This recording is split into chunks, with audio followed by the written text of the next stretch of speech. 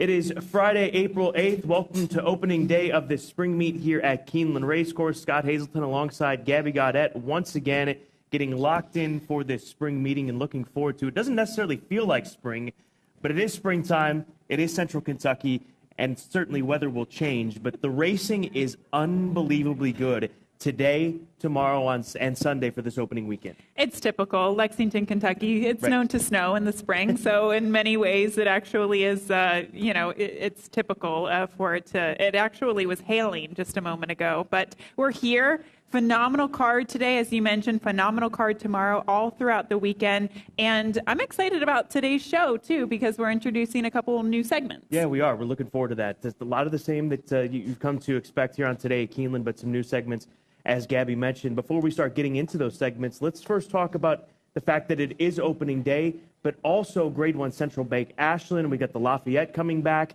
as well as the Kentucky Utilities Transylvania. Looking forward to those stakes races. And it's also College Scholarship Day presented by Lanes End Farm. $40,000 in scholarships for the college students. It's always a big day each and every year. And yes, as you mentioned, $40,000 in scholarships going to those students who deserve it. They work hard.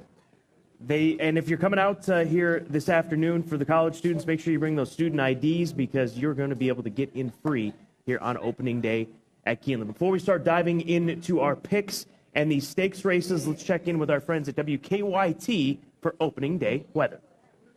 Things are going to look pretty dreary out there at times at the track today as we expect some showers to come passing through our skies. A little bit of light rain scattered throughout the entire day. That's what you can expect as we get out. And there go the horses. As we get out and we get to racing today. Temperatures generally in the 40s for the majority of the day. It's not going to rain every single minute, but we will run through time periods where we do have some showers that are on top of us, and then dry period and maybe even a little rumble of thunder or two. You can't roll that out completely. So it's going to be one of those days where you have the hit and miss showers out at the track. So good luck and have a great time out there. So bring layers. That's the key to opening day here at Keeneland. By the way, the track conditions as of right now, as we're just about 90 minutes away from first post, main track fast, turf listed as good as we got some rain in the last week here in Lexington. Yeah, we've had rain, and so far today it's kind of been spotty. We've had a little bit of hail, as I mentioned, a little bit of rain, but right now there's no precipitation. So hopefully I know we're going to get some rain today, but hopefully not too much. Let's take a look at our full card picks for this opening day. Reminder: download the Keeneland Race Day app, and you'll have the latest up-to-date full card picks each and every day here for this Keeneland spring meet and every meet at Keeneland. And lots of colors today. Yeah, a lot of colors, a lot of disagreement. The theme continues between you and I. Yes. Race 4, we agree on the 6, and then the last race, race 10, we agree on the 9.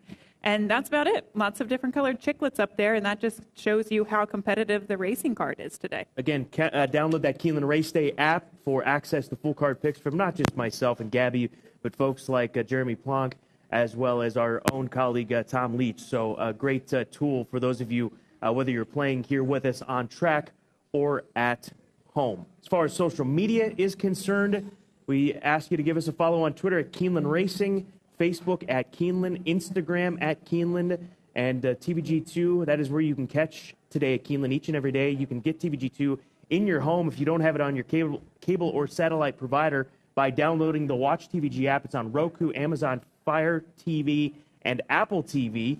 And are we not missing TikTok? I was just about to say, didn't you make your TikTok debut recently? I did. That is the truth. I didn't watch it. You sent it to me. I haven't watched it yet. Did you do a good job?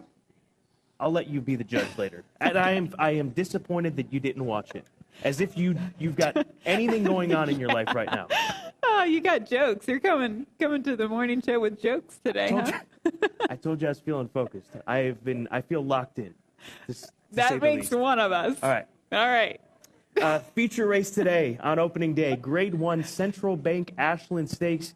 Gabby, this has been a ultra key prep race in recent years for the Grade 1 Kentucky Oaks. Including last year, we saw Malathot win the Ashland to go ahead and win the Kentucky Oaks. This is a very key race. And even, in tomorrow's Grade 1 Toyota Bluegrass, that has become a very important race for the Triple Crown. But this race, undoubtedly, very productive in developing those 3-year-old fillies going to the starting gate for the Kentucky Oaks. Nest is the morning line favorite. She's already a graded stakes winner, won the Demoiselle, won the Suncoast in her most recent start. I've got her second as far as the selection is concerned. Love the filly. I think you've got to respect her in here. But Interstate Daydream, I'm going to look for the progressive filly in here, the number 2 horse for Fleury Racing Stable and Stanton Fleury, Brad Cox, Florent Giroux. This is a filly by the champion Classic Empire who came on last time out in a very big way. We're going to roll back that race at Oaklawn Park, 4th race on the card just on the 13th of March. She was actually the second choice to her stablemate, who she destroys in here by 8 1/4 lengths. Interstate Daydream, she was a bit aggressive early on. She did switch off. I think that's going to be the key here today, is to get her to switch off. But the way that she won this race and the way that she finished off the competition is why I look to her to be able to continue this progression. She broke her maiden on debut sprinting. Then they tackled the Adirondack and faced a very nice filly in Wicked Halo, part of that Steve Asmussen band of 2-year-olds that he rolled through Saratoga with. But Interstate Daydream, to me, I look for her to continue this upward trend. And Brad Cox, he won this race not long ago, back in 2018, with a filly that turned out to be pretty darn good in Monomoy Girl. Mm-hmm. So he knows what types of filly it takes to win this race. Nest, my second choice, the Keeneland sales graduate. She's done nothing wrong in her career. Her only defeat is when she won a 1-turn mile in her second career start, which was the Tempted Stakes. And then my third choice is a bit of a long shot, Cocktail Moments for Dixiana Farms, a filly by Uncle Mo, another Keeneland September sales graduate. Late on the scene is what I expect from her here today. If things fall apart, I think that she can pick up the pieces, and she was beaten by one of the leading Kentucky Oaks contenders, Kathleen O, in the recent Devonadale Stakes down in Florida. So looking forward to this one, 2, 4, and 7 in the Grade 1 Central Bank Ashland. I go in a different direction with my top pick, and that's the 6 Happy Soul. You didn't use her in the top 3, but you were reading some articles, weren't you? I was reading some articles, but also I had a little bit of information even right after her last race. Okay. We'll take you back to the Dixie Belle. We'll show this, and I'll talk about that information as we're watching this. She was very impressive, but if you see another horse in here, she's kind of faded at this point, but Pretty Birdie. My husband trains that filly. She was up on the lead, setting those early fractions of 21-1, 44-4, very, very fast. And this filly was kind of pressing her the entire way. Pretty Birdie faded to finish off the board. She came back to win a stakes at Oaklawn with a 95 buyer speed figure, probably one of the fastest 3-year-old filly figures in the country right now. So the fact that Happy Soul could put her away and then put other closers away and win by 3 lengths just goes to show you her talent. Now the question is, can she stretch out to 2 turns? This is Wesley Ward's track. He's been pointing to the Ashland for quite some time. I don't have a concern. I think she's going to break and go gate to wire here. All right. And the quote. I think filly of a life, horse of a lifetime. Horse of a lifetime. What? How many horses of a lifetime has Wesley Ward had? A couple. No, he's Right? had some good ones. And Gayla Rankin, the owner of this filly, she's not going to be here in Lexington. She's opted to stay back in Millsap, Texas, with her 16-year-old dog, Leroy. So, Gayla, if you are watching, we wish you the best of luck with this daughter of Run Happy. I got a stat for you, though, I'll talk about right after we listen to Tom Leach. Trainer Wesley Ward saddles Happy Soul in the Central Bank Ashland Stakes. First time going 2 turns. How do you feel about her stretching out? I tell you, she's got a big, long stride to her. Every indication is that she can do it. So, she's done virtually nothing wrong sprinting so far, but she's got a beautiful mind, and spoke with Johnny immediately after he won the race at Oaklawn and asked him that question, because we were deciding on which of the 2 races to go into here, whether it be the Ashland or the Beaumont. He said, absolutely. He said he thinks she can do it. That was her first start in quite a while. What did you see out of that? What did you take in terms of any improvement you saw? Oh, she was breezing tremendous down at Palm Meadows in Florida. And so we were kind of looking for her to get back. And, at the time she was ready, sort of searching through races where we would go. And the race at Oaklawn was sort of going to be a good starting point.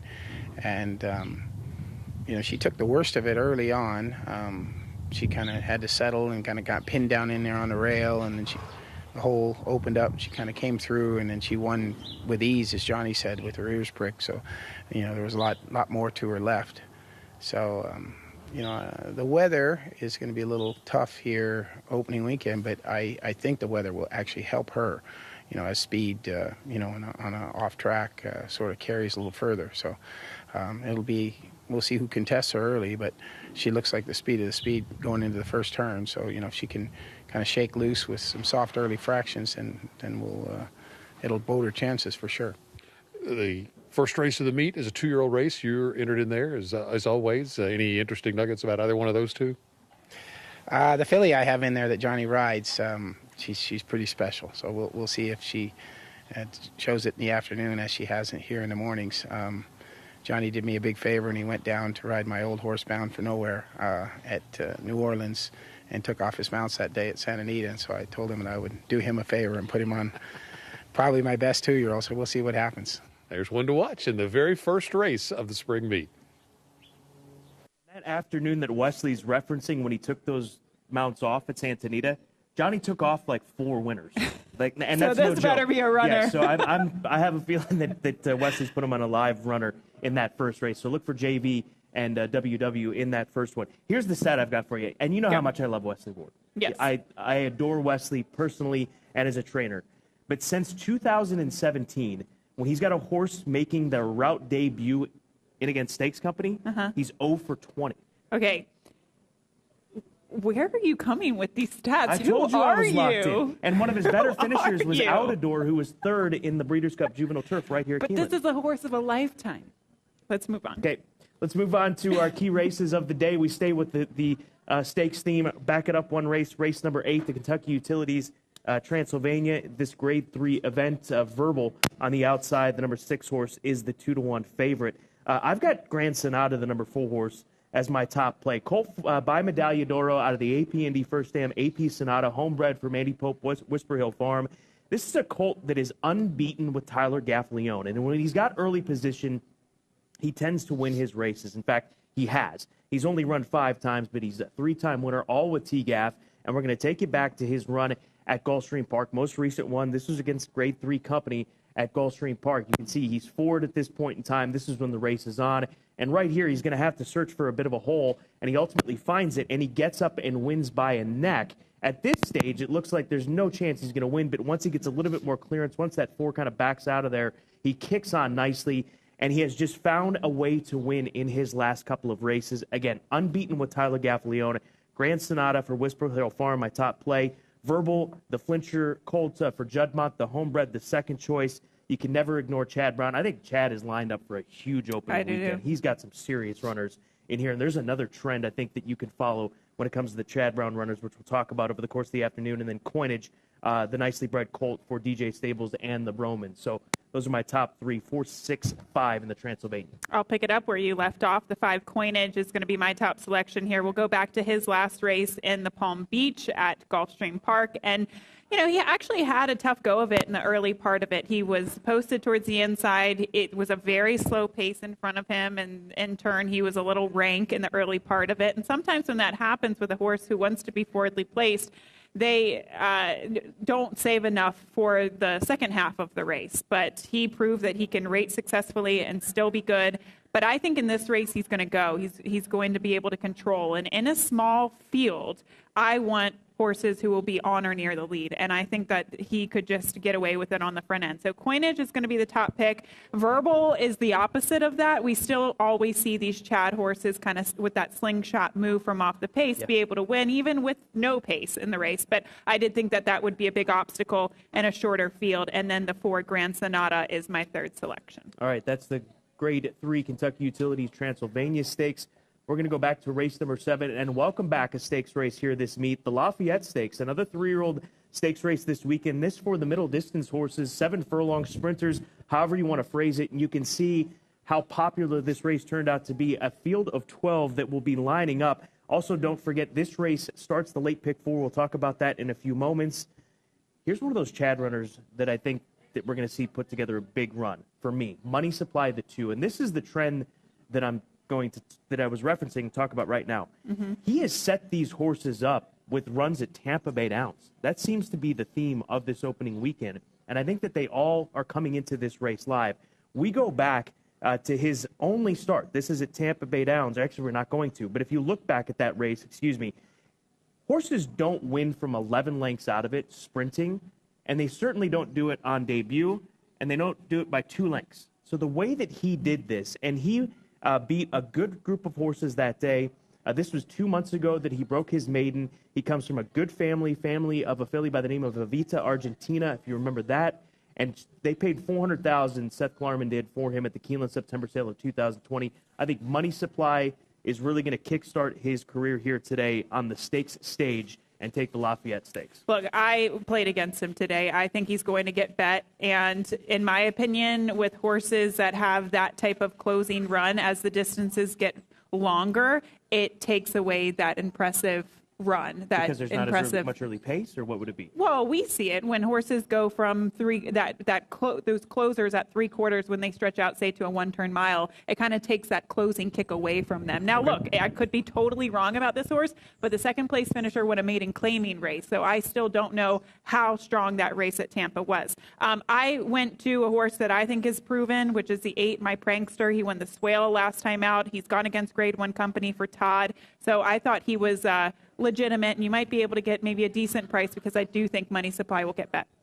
All right, we talked about, or Gabby kicked it off, talking about new segments that we're introducing here on Today at Keeneland, and here is one of them, our good friends at Trip Note Pros. Make sure you visit Keeneland.com/Keeneland-Trip-Note-Pros and look for these, because they put a lot of work into them. And race number 3 is one of the horses that they wanted to feature. And he was off a hair slow, lost his position, hated the kickback on the backstretch, and understandably hesitated. You see him highlighted right there. He splits horses before being permitted to coast home, taken to the middle of the track, showed his hatred for the dirt in his face. And either view early in the far turn is where the target's a tight spot while on hold. So this is the kind of analysis that you're going to get if you visit Keeneland.com and check out what Trip Note Pros have in store for you each and every day of this 15-day meeting. And I think a lot of the time, personally, I think the main track at Gulfstream can be hit or miss with some horses, and some hate the kickback, some don't mind it, but obviously it was detrimental for this horse. And here are some other aspects of Trip Note Pros.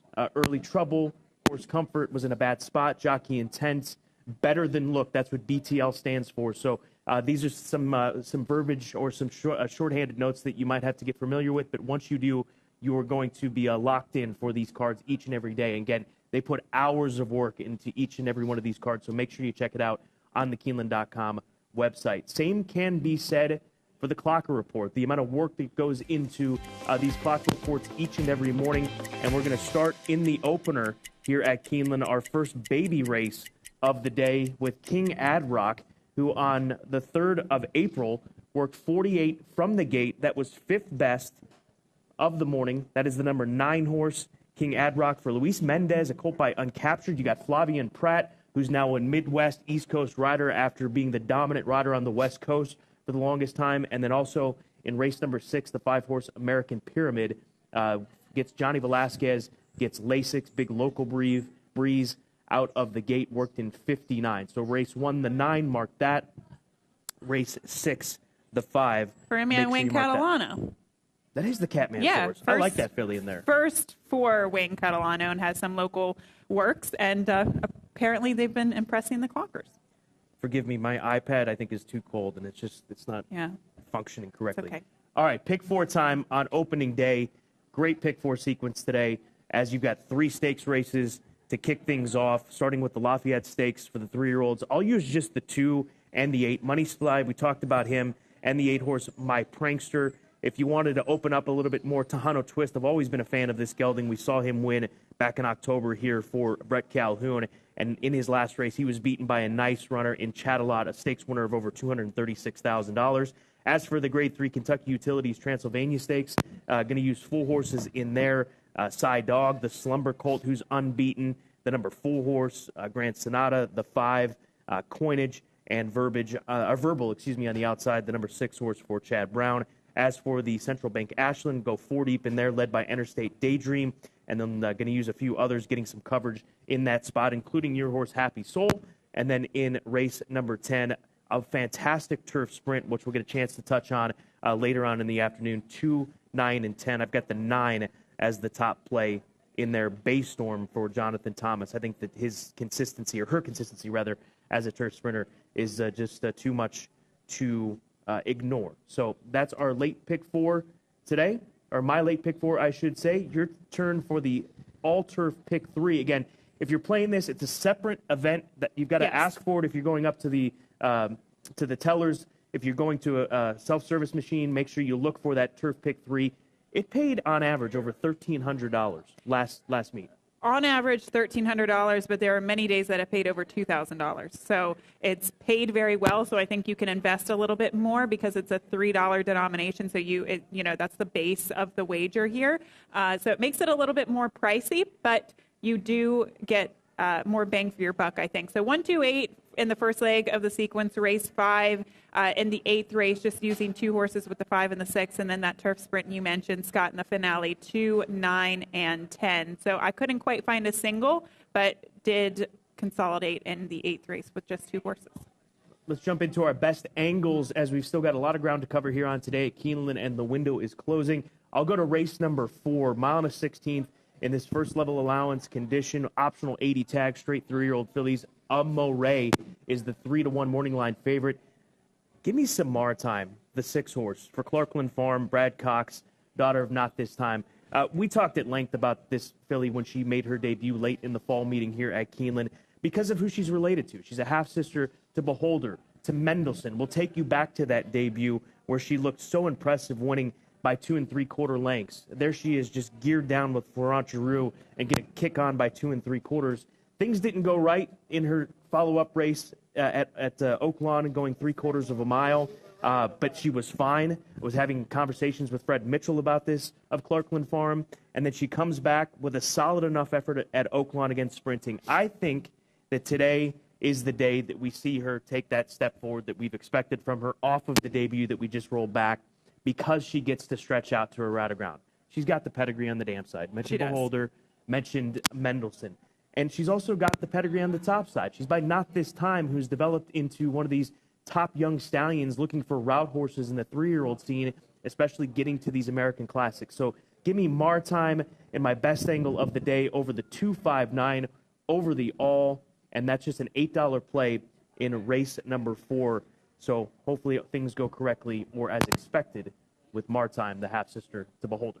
I agree with you on Maritime, but I'm moving along to a different race, race 6. This does start the late pick 5 sequence, a maiden special weight, 7 furlongs on the main track, and a big field of 12 horses. Your favorite is Baravina, the number 2 horse at 4-1, but I go in a different direction to a horse that is, I didn't see the odds there, but obviously we handicap days in advance, so I don't know what the morning line is, but the 9 Indigo Miss is going to be the top pick for Paulo Lobo. Let's take you back to her debut. This was her only race on form, and this was at the fairgrounds in a maiden special weight. Now, she went very fast, or the pace was very fast. 21-1, 44-3, 57-2, and a final time of 1:11. And what I thought was interesting was that she was bet down to the second choice on Risen Star Day. The favorite in there was an Al Stahl horse who had a couple of starts underneath of her, and Indigo Miss, she was bet. And in this race, the pace was so fast, it set up for a winner that closed from off the pace. So she is surely going to be much fitter today, and I don't think they'll be posting those fractions. And you talk about nice pedigrees. She was a Keeneland sales graduate, $525,000,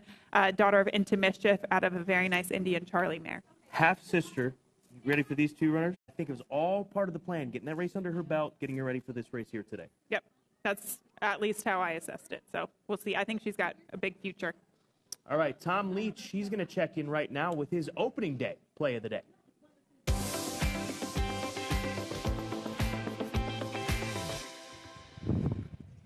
We're going to race 2 to try to find a long shot play on the opening day card. Point Well Taken from Shug McGahee's barn.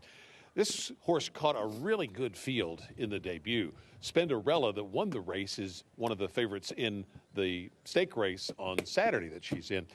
Second out for this horse, Point Well Taken, broke from post 12 at Tampa, so it was a horribly wide trip. Still finished well, and the pedigree is there to relish this added distance. So 12 to 1 on the morning line. Could be a nice play. Point well taken in race 2.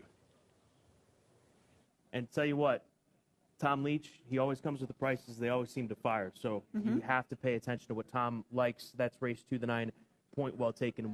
We will remind you of that on the program once we get to race number 2. Where'd these come from? What's going on here? We come bearing gifts. For? The Keeneland Breeze. And what else could we put in here? Some coffee with Bailey's. Maybe a White Claw or something when you take the kids to soccer practices.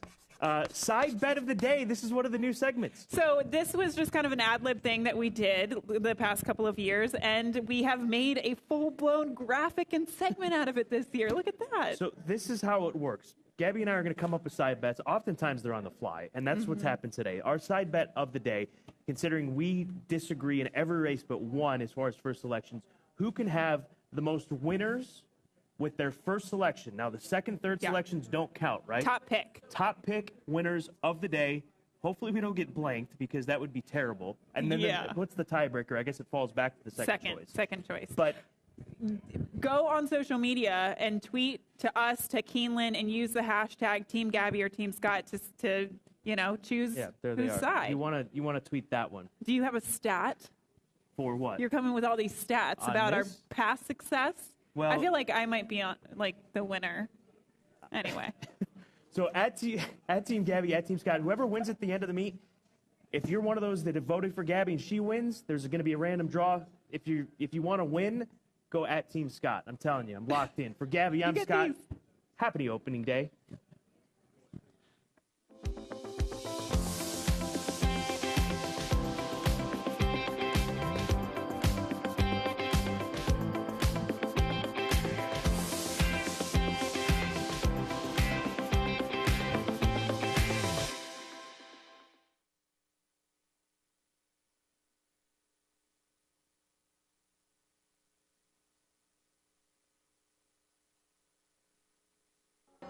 With all eyes on the Bluegrass this spring, there's no better way to take in the action than Friday, April 29th at Keeneland. And they're off. We get into it with hip number 1. Good luck. Featuring a day filled with world-class racing, followed by a unique sales experience in the evening. The April Horses of Racing Age sale. After the races on closing day of the spring meet. Follow the action this April to Keeneland.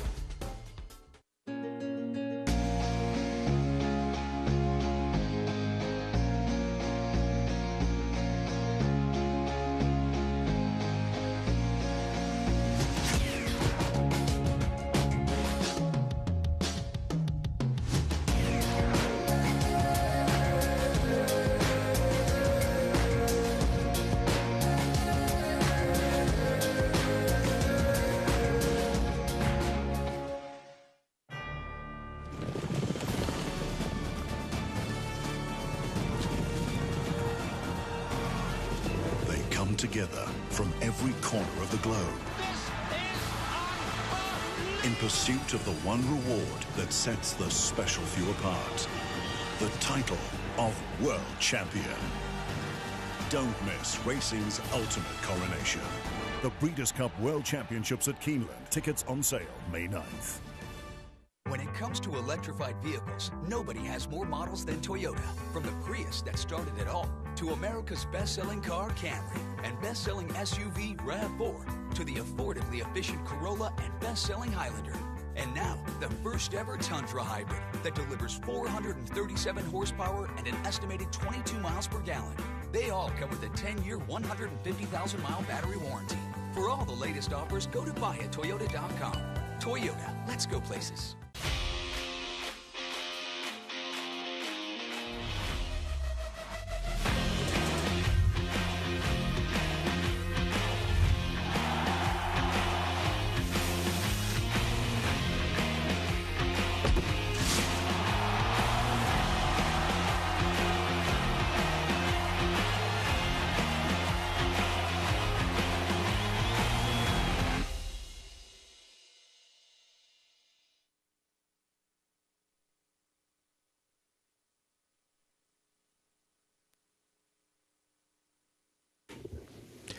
Ladies and gentlemen, Keeneland is delighted to welcome the Acousticats. The Acousticats are a select a cappella ensemble of 12 voices from the University of Kentucky Men's Chorus. They perform numerous university and community functions, as well as every men's chorus concert. Specializing in pop a cappella, they have recorded 2 albums and are one of the university's most visible groups. First, the Acousticats are pleased to present our state song, My Old Kentucky Home.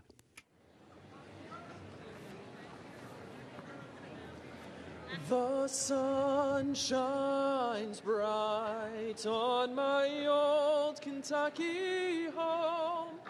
'Tis summer, the people are gay. The corn tops ripe and the meadows in the bloom, while the birds make music all the day. The young folks roll on the little cabin floor, all merry, all happy and bright. By and by, hard times comes a knocking at the door.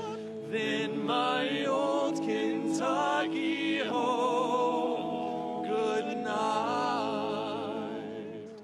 Oh, weep no more, my lady, my lady. Oh, weep no more today. We will sing one song for my old Kentucky home, for my old Kentucky home, for my old Kentucky home, for my old Kentucky home. Far away, far away, far away.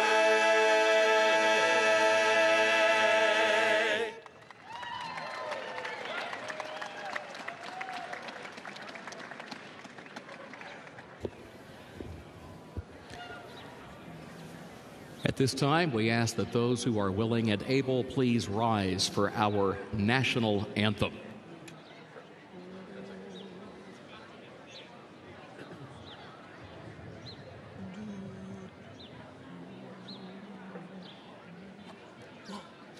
Oh, say, can you see by the dawn's early light what so proudly we hailed at the twilight's last gleaming, whose broad stripes and bright stars through the perilous fight o'er the ramparts we watched were so gallantly streaming, and the rocket's red glare, the bombs bursting in air, gave proof through the night that our flag was still there. Oh, say, does that star-spangled banner yet wave o'er the land of the free and the home of the brave?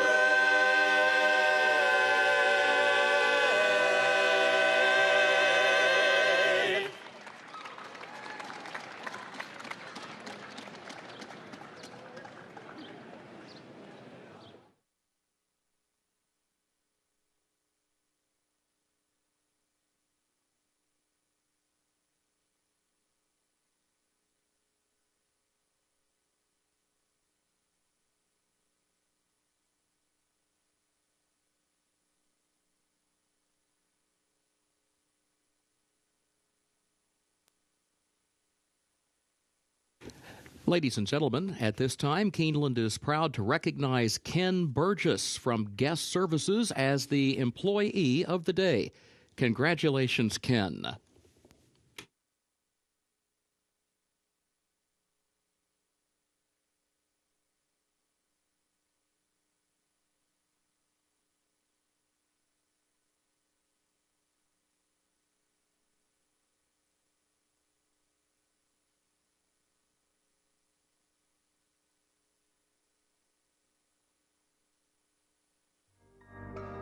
In the event of an emergency, Keeneland is dedicated to ensuring the safety of our patrons.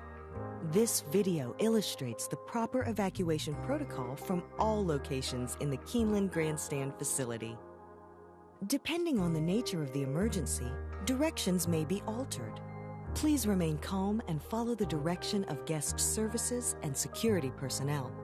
Patrons should never use elevators during an evacuation.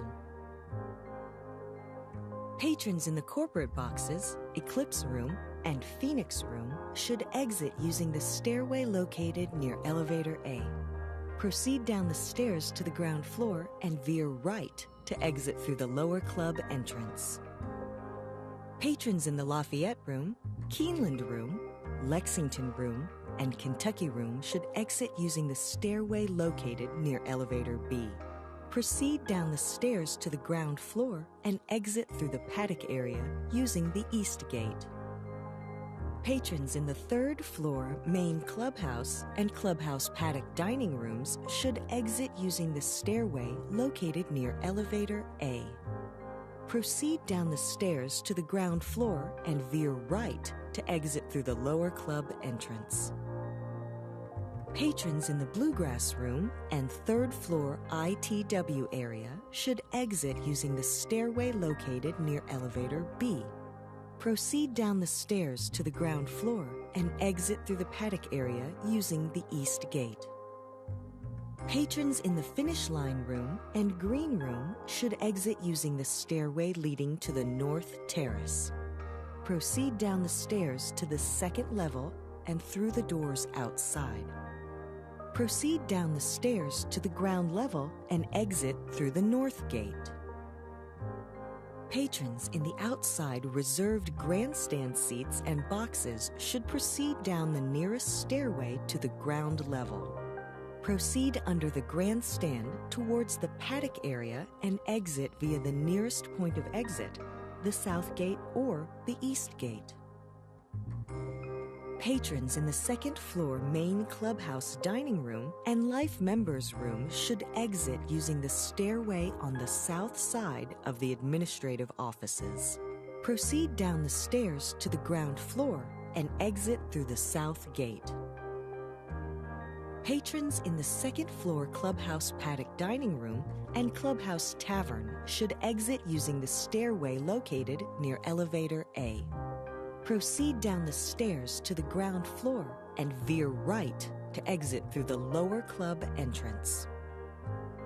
Patrons in the mezzanine bar and second floor ITW area should exit using the stairway located near Elevator B.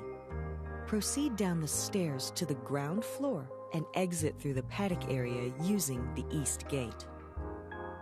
Patrons in the sports bar and cantina should exit through the doors leading to the North Terrace. Proceed down the stairs to the ground level and exit through the North Gate. Patrons in the lower club, clubhouse lawn, club lobby, and director's room should proceed toward the clubhouse parking lot using the nearest point of exit. Patrons in the gift shop should proceed toward the South Gate using the nearest point of exit. Patrons in the apron area should proceed under the grandstand towards the paddock area and exit via the nearest point of exit, the South Gate or the East Gate. Patrons in the equestrian room and first floor Brats and Brew should proceed towards the North Terrace and exit through the North Gate. Patrons in the paddock area and North Terrace should proceed toward the nearest point of exit, the South Gate, East Gate, or North Gate. After evacuating the facility, Please remain calm and follow the direction of guest services and security personnel in the safest route to return to your vehicle. Thank you for your attention and cooperation.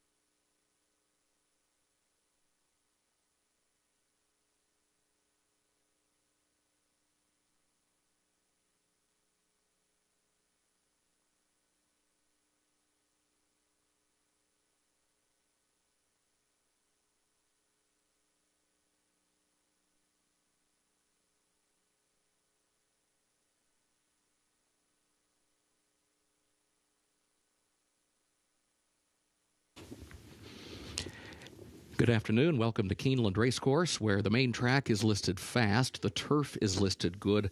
Rail set at 20 feet for the turf course today. Time now for a look at the program changes beginning in the first race. Race 1 kicks off the first of the day's rolling doubles, exactas, and pick 3s. It's also the start of the early pick 5. In the opener, scratch the 7, Insanity It Seems. Scratch the 7, Insanity It Seems. Jockey change on the 6, Roll Again dancer Paco Lopez. Jockey on the 6, Roll Again dancer Paco Lopez. The weight is okay. Overweight number 8, You're a Dandy, the jockey 2 pounds over. That's number 8, You're a Dandy, the jockey 2 pounds over. Second race is where the early pick 4 begins. Take out the also eligibles 13 through 16. They did not draw into the race. Again, take out the also eligibles 13 through 16. They did not draw into the race. Third race, take out the also eligibles 13 and 14. Gray Wing and Kobe B. They did not draw in. Overweight, the 2 Formal Order. The jockey, 2 pounds over. That's number 2 Formal Order. The jockey 2 pounds over. In the fourth race, no changes to report at this time.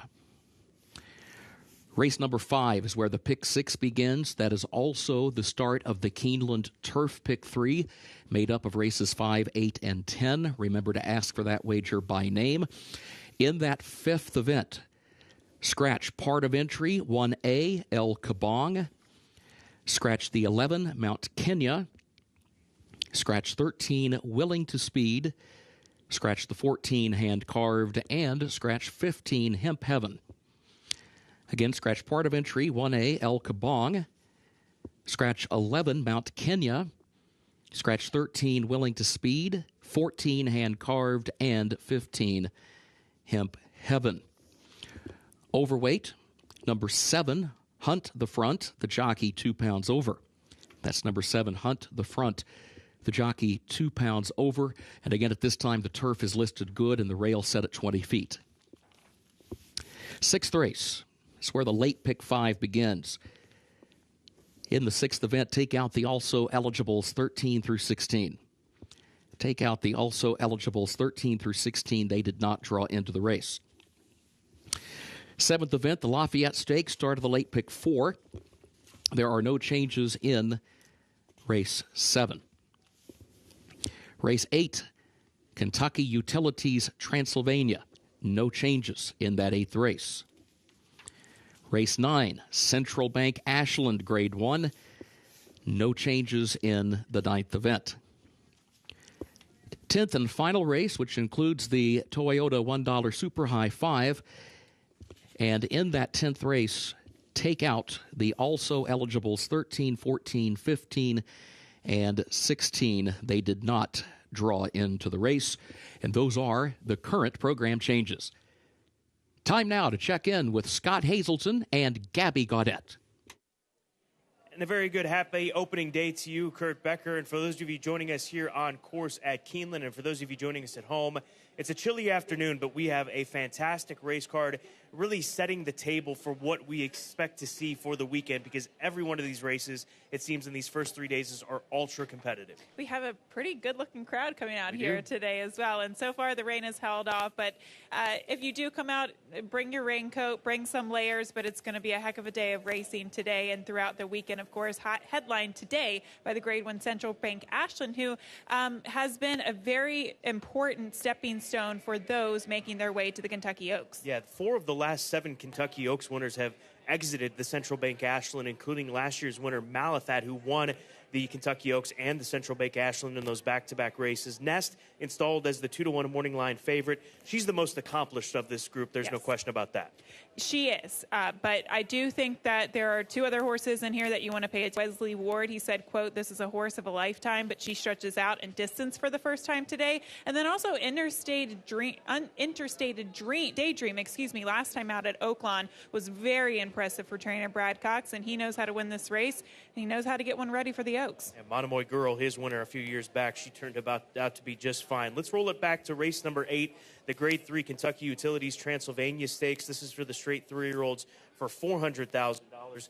All you have to do is take a look at the morning line to see how competitive this race is. Verbal on the outside is the morning line favorite at 2-1 for Chad Brown, who comes in with some bears this weekend, it looks like. That's for sure. I think for the entire meet, this one at Juddmonte, homebred by Flincher. He's undefeated in 2 starts, but he does have to close from off the pace. I think Grand Sonata and Coinage are 2 others that you can consider. I mean, there's really not much that separates every single contender in this field of 6. And then race number 7, the Lafayette Stakes, another straight 3-year-old race. This for the 7 furlong runners, $400,000 on the line. No lack of interest here. Field of 12. My Prankster, the 9-5 morning line favorite, who is also, you can consider, much like talking about the Pletcher favorite in the Central Bank Ashland, the most accomplished coming into this spot.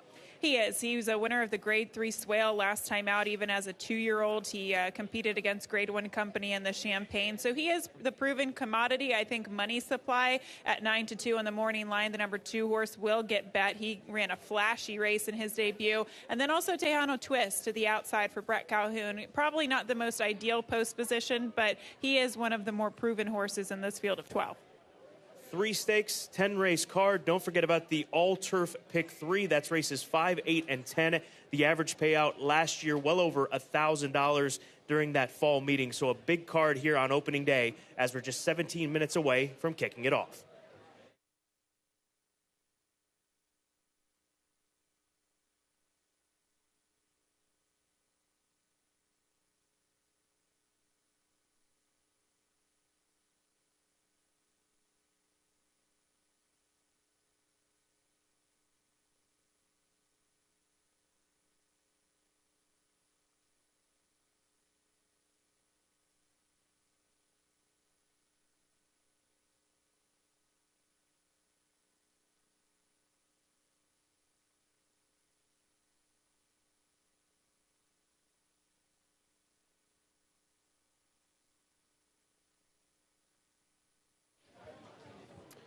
Taking a look into the paddock for the first race of the meet, and as we tend to, kicking it off with 2-year-olds. First-time starters in this 4.5 furlong 2-year-old race at Keeneland.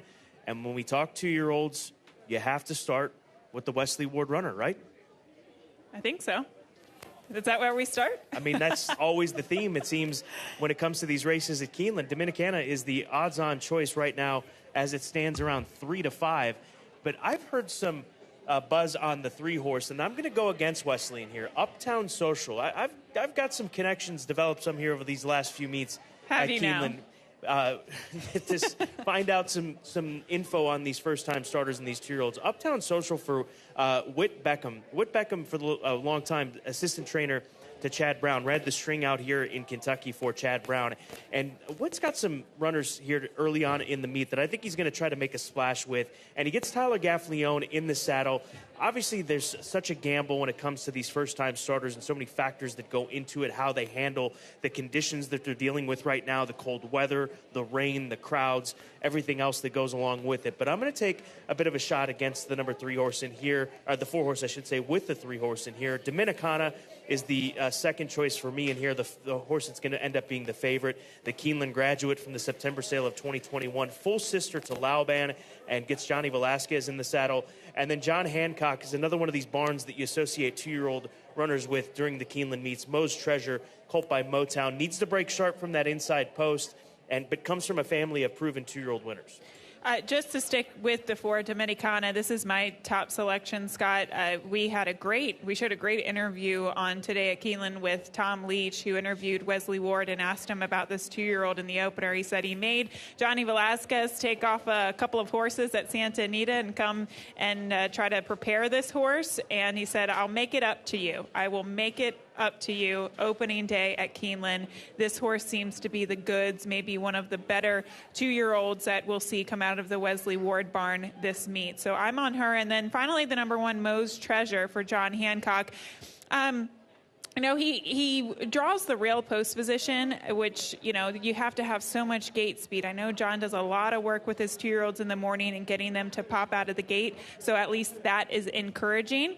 And a son of Motown, excited to see what this horse has in store. And then finally, the number 6, a Roll Again Dancer for trainer Jose Delgado, 14-1. I actually looked up some stats for Jose Delgado with his 2-year-olds. He's 1 for 17, but he's never had a 2-year-old run in the spring. So that kind of shows me that this horse has been very precocious and has come along very quickly for the barn, who does extremely well down in South Florida. So good to see Jose Delgado be represented here at Keeneland. Luis Saez aboard the number 6, a Roll Again Dancer. But for me, it's the 4, Dominicana. We'll see how the Wesley Ward 2-year-olds kick off first day of the spring meet.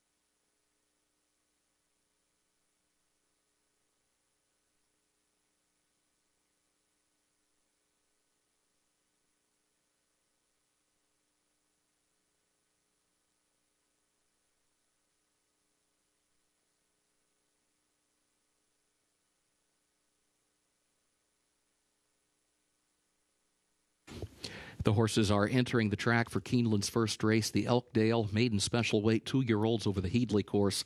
4.5 furlongs. Main track is listed fast. Scratch the 7, Insanity It Seems. Number 7, Insanity It Seems, scratched. Jockey for the 6, Roll Again Dancer, Paco Lopez. Paco Lopez rides the 6, Roll Again Dancer. The weight is okay. Overweight, the 8, You're a Dandy. The jockey 2 pounds over. That's number 8, You're a Dandy. The jockey 2 pounds over. Double, Exacta, Pick 3, and Early Pick 5 wagering all featured here. Fast main track, turf listed good. Post time less than 5 minutes for the opener.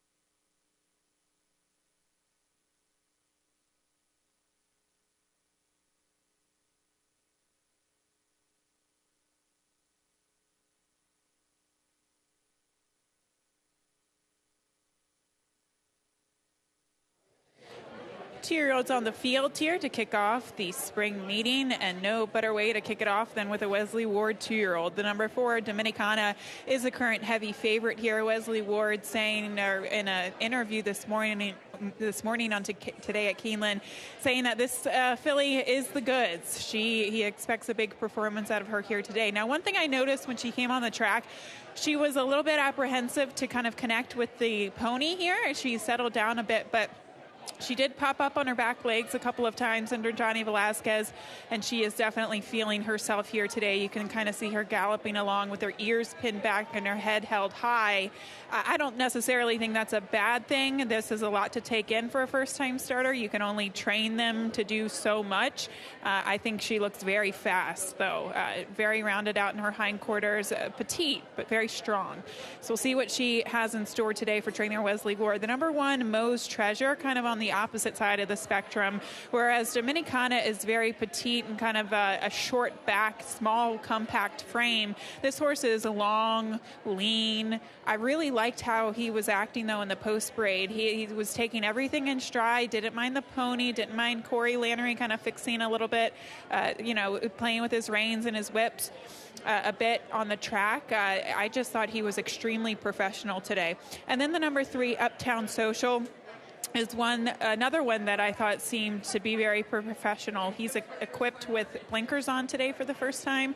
His ears are forward. He was kind of looking around, again, taking it all in, but he impressed me by his demeanor today on the track. And then finally, the number 9, Kid Adrock.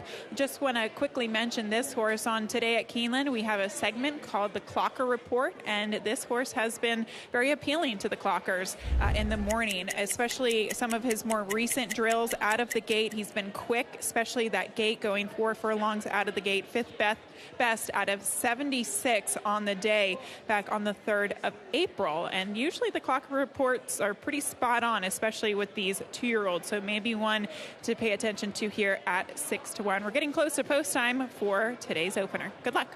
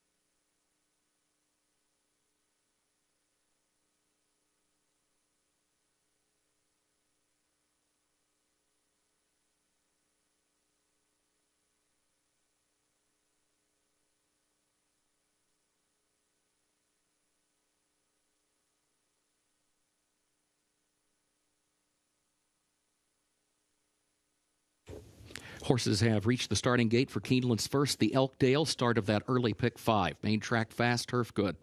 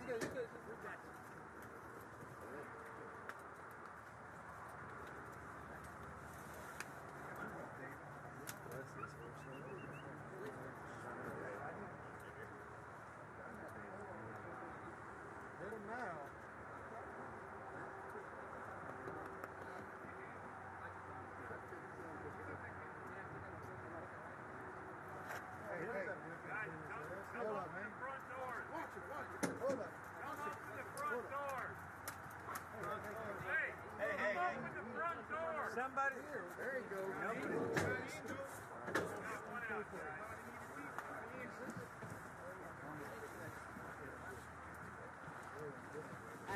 They are at the post.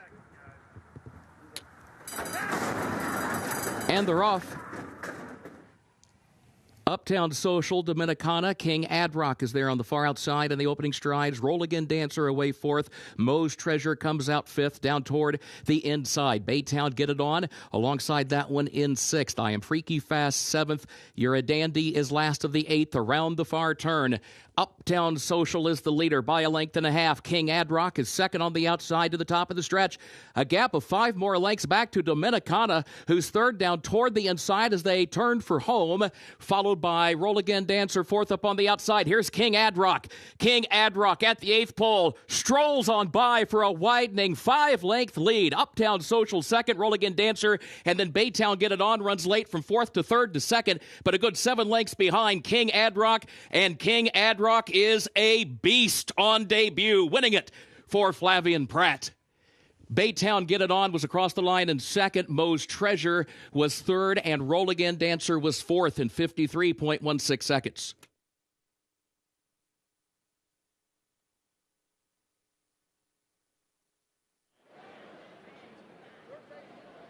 That's why you got to pay attention to the Clocker report. King Adrock at odds of 5-1, very professional on debut, sat just off the pace and kicked on when it looked like Uptown Social had maybe grabbed hold of this race. Yeah, a very impressive performance, very professional performance here today, geared down in the end. And as for the favorite, Scott, she really didn't want to load into the gate. She was green as grass coming down the stretch too, so maybe one to consider next time. But for today, King Adrock, very impressive.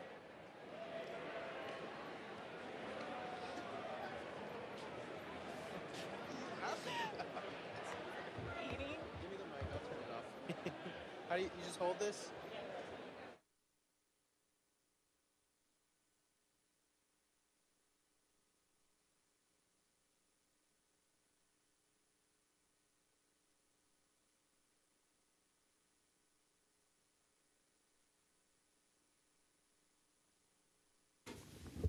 Unofficial results of Keeneland's first race. Number 9, King Adrock, finished first.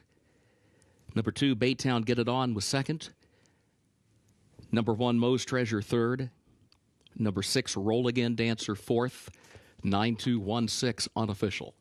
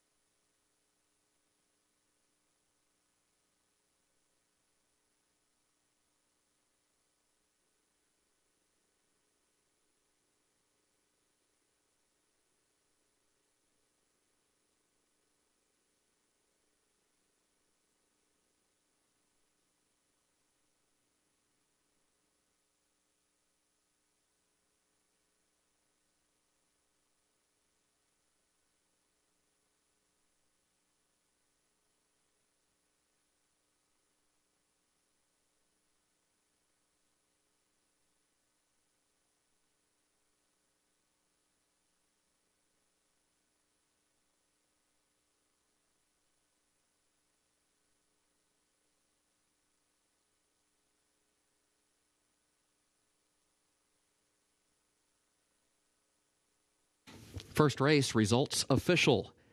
9-2-1-6, the official results.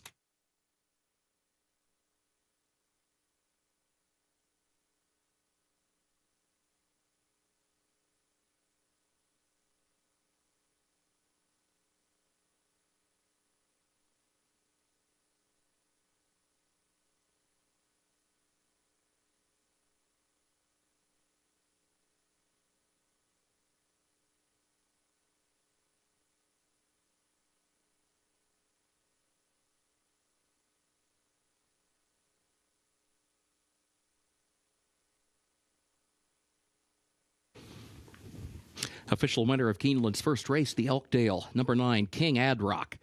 Owned by Jim Hernandez, trained by Luis Mendez, Flavian Pratt, the jockey. King Adrock, a 2-year-old son of Uncaptured out of gardening leave by Colonel John, bred in Florida by Francis and Barbara Van Langendonk. 4.5 furlongs over the Heedley course, track listed fast, 53.16 seconds.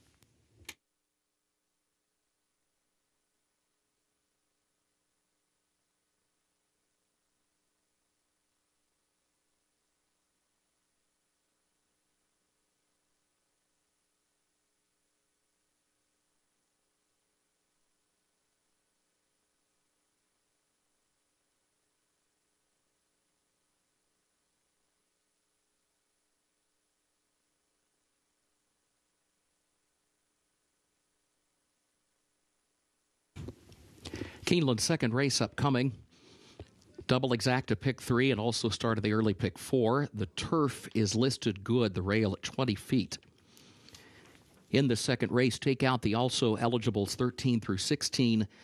They did not draw into the race. Third race, take out the alsos 13 and 14, Gray Wing and Kobe B. They did not draw in.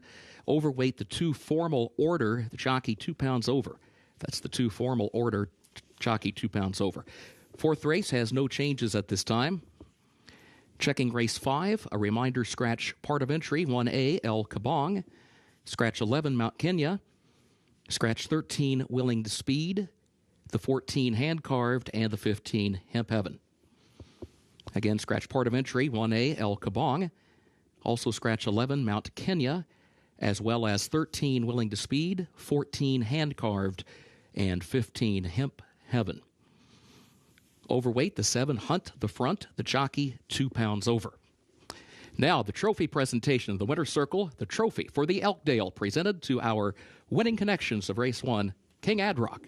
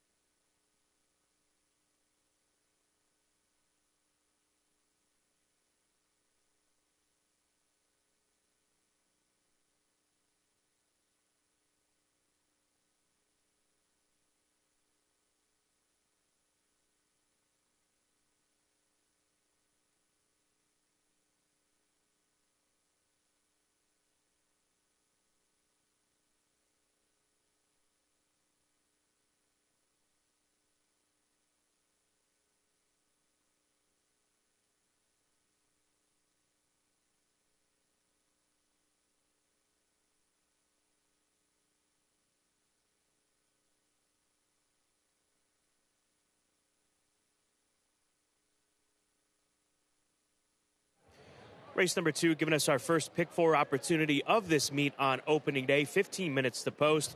Going to go to the 5-horse Poro Nui, Pioneer the Nile filly for trainer Joe Sharp. I think she's going to be dangerous if she's able to get close to the lead. She's 9-1 right now with Tyler Gaffleone, who's had such a good career here at Keeneland and seems to be even more comfortable, even better when racing on the turf course. So I'll take a shot here, Gabby, with Poro Nui, who is a very good price right now sitting at odds of 9-1. I used her in second as well. You know, looking at her last race, she was pretty professional, but she was the beaten favorite by just a neck. But that was at a 1 1/16. It was her turf debut as well. I think with the added distance, Scott, she might be able to control the race here. There is a look at the number 5 horse, your second selection, my first choice. But you go to the 12 horse as your top play. Blame the Champagne for Ian Wilkes, a outside draw for this filly who comes from a family of turf winners. Yeah, the draw isn't ideal, but I like the fact that they got her on the turf down at Palm Meadows. They finally get her to the turf here today. She's by Candy Ride, and she's out of a Forest Wildcat mare, making her a half 2. A horse that was a Grade 3 winner going long on the turf, won the Grade 3 Regret. So I think Blame the Champagne, the surface switch to the turf, will be a successful move. I've got another price horse in my top 3, the number 9, Point Well Taken for Stuart Janney III, a homebred filly by Creative Cause out of the Smart Strike First Stamp Fair Point, trained by Shug McGahee. He's going to add blinkers to this filly. She's come from well off the pace in her first 2 starts. She took a step forward as far as the speed figure is concerned in her most recent race, and she was debuted against Spenderella, that undefeated filly that we'll be seeing running against Stakes Company later on today. So Point Well Taken, my second selection in here for Shug and Jose Ortiz in the saddle. But then we go to the 1-horse Beachfront Bid, who is the 2-1 favorite right now. Our third choice is in here, and here's a part of the Chad Brown contingent that seems to be so live here on opening weekend. And looking back at her last race, she did have a pretty wide trip, and all in all, that might have even cost her the race. It was a slow pace, and she kind of had to make up for that as well, closing from off of it. The added distance should help, but sometimes when you get to these Chad Brown horses, Scott, and they're making their 4th start and still haven't broken their maiden, that's maybe sometimes an opportunity to try to beat them as the favorite. She's 2-1 right now. We're 13 minutes away from race number 2. Again, start of the early pick 4.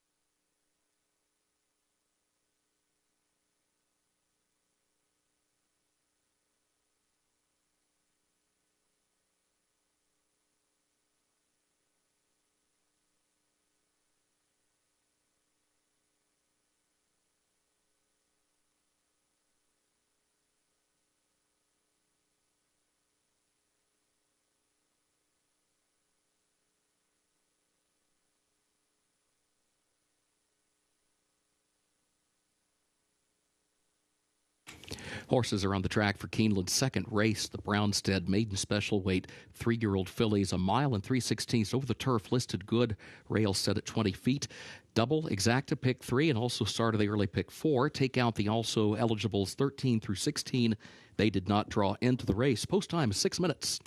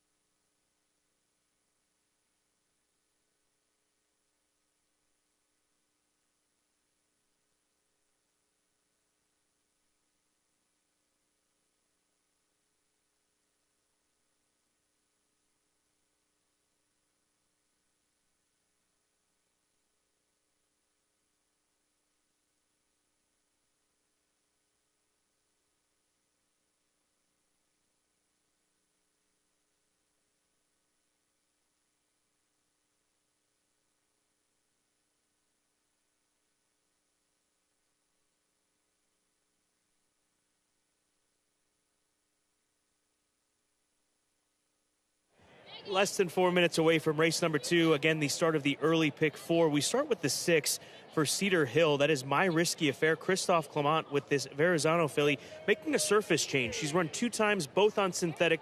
Gets to try the turf today. She is by Verrazano, and she's out of Black Tie Affair mare, Argent Affair. Verrazano, you don't really think a turf pedigree, but I actually thought physically she looked like she might take to the turf course, and she also has the physique of kind of on the lighter side, more of a kind of an agile frame to her, and that's generally what does well, especially on a turf that has some moisture in it here at Keeneland, so maybe one to pay attention to. Let's go to the 9-horse, 15-1. Point well taken. Again, this is the Stuart Janney III homebred, the filly for Shug McGahee. Adding blinkers. What did you take away from her appearance when she came here to the front side? Kind of a similar thing. She's not the biggest filly in the field, but she definitely feels good. You can see her kind of putting her neck by her shoulder right now, and she has a lot of confidence on the track, and I just like her frame. I think it'll take well to the turf course, and even looking at her last race, Scott, she was very green, so I think the addition of blinkers today will help her. And that's Tom Leach's play of the day, looking for a price, as Tom Leach tends to do. She's 15-1. Let's go to Duvet Day, finally. The 11-horse for Bert and Jane Baccarat, a filly by Star Spangled Banner. She ships in from Southern California. This is a much different surface than what she's raced over since arriving to the United States. I thought that she looked good over on the other side when coming out from the paddock once they called for riders up. And Gabby, she's got form on good courses in Ireland, so maybe these conditions today can move her forward, and shipping from Southern California out here to Kentucky, probably worth a look at odds of 9-1. Yeah, in one of those races, she was second in a field of 14, and another one second in a field of 8. She actually almost won her debut on a good listed turf course in Ireland at Limerick. So we'll see what she can do, but she is a big long shot here. Very competitive field, now 6-5 on Beachfront Bid for Rodeo Creek Racing. Trainer Chad Brown and Irad Ortiz Jr. in the saddle, the favorite with less than 2 minutes to post.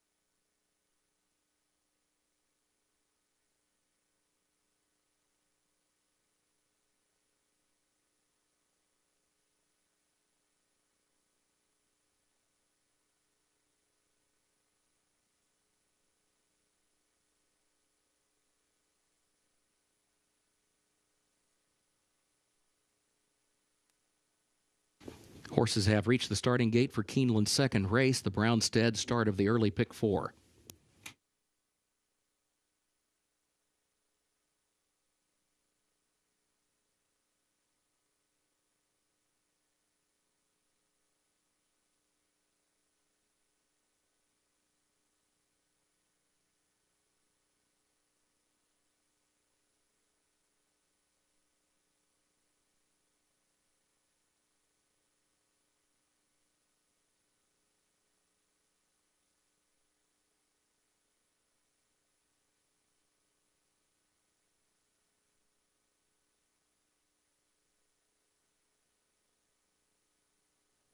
Support is in the way.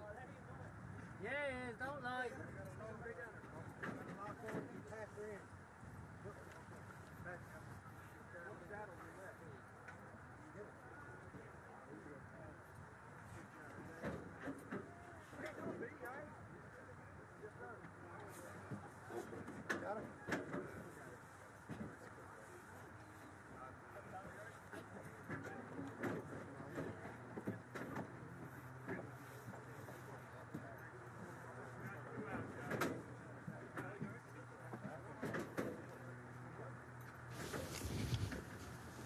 They are at the post.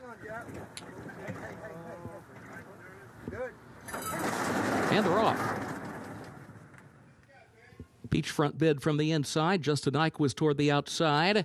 Now Poranui strides forward, and Blame the Champagne is on the extreme outside, along with Point Well Taken, who moves up now and challenges for the early lead. Poranui toward the inside has the early advantage, though, by just a length. And here is Point Well Taken second as they move for the first turn. Justin Nyquist is in third. Beachfront bid is fourth. Blame the Champagne moves up one spot from the fifth position. My Risky Affair is sixth between horses. Winter Music seventh alongside of that one. Duvet Day is a wide eighth around the turn. And then Lavish Habits, who's ninth back toward the inside, curiously against the rail toward the back of the pack, is in 10th. Pure Country 11th. Run the Tap is 12th and last. It was 23.79 seconds for the opening quarter. Poranui guides the field onto the backstretch, leads it by 3/4 of a length. Point Well Taken second up on the outside. Gap of 2 lengths. Justin Nyquist third against the rail by 3/4 of a length. And then Blame the Champagne fourth up on the outside, followed by Beachfront Bid, who's fifth against the rail, 5 lengths off the lead. It was 49.21 seconds the time for that first half mile. Further back, Winter Music is sixth up on the outside of Lavish Habits, who's in seventh, followed by My Risky Affair, Duvet Day, then Curiously, who's still near the back with Pure Country and Run the Tap. Onto the final turn, Poranui the leader. Poranui leads it by a length. Point Well Taken, second on the outside, a length and a half. Justin Nyquist, third toward the inside, Blame the Champagne. Now Beachfront Bid has changed lanes, has swung off the rail, goes 3 wide, moves up from fifth into third as they turn for home. Lavish Habits and Curiously are in traffic in behind horses. Beachfront Bid swings up to the lead, and now here comes Lavish Habits to take aim. Lavish Habits, Beachfront Bid, My Risky Affair, Curiously dives to the inside. Pure Country runs late to fifth. It is Lavish Habits with a neck in front. Curiously trying. Lavish Habits wins it by 3/4 of a length at 21-1.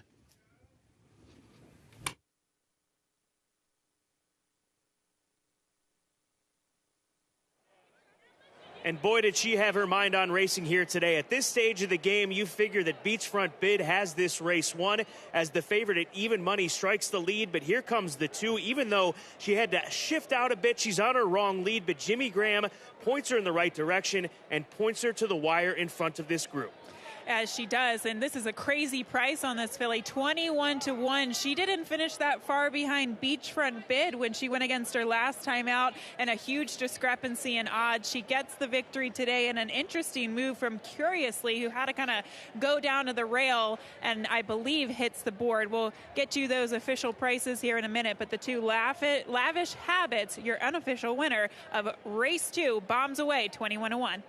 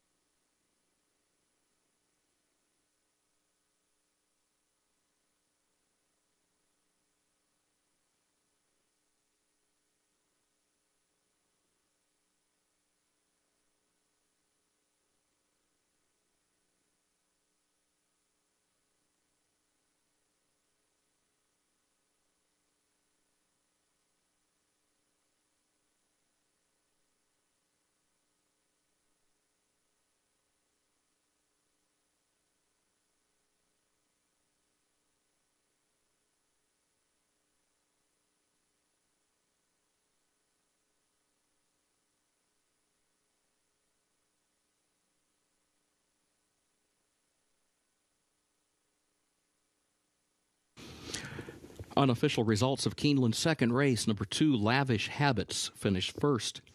Number 6, My Risky Affair, second. Number 3, Curiously, third. Number 1, Beachfront Bid, fourth. 2-6-3-1, unofficial.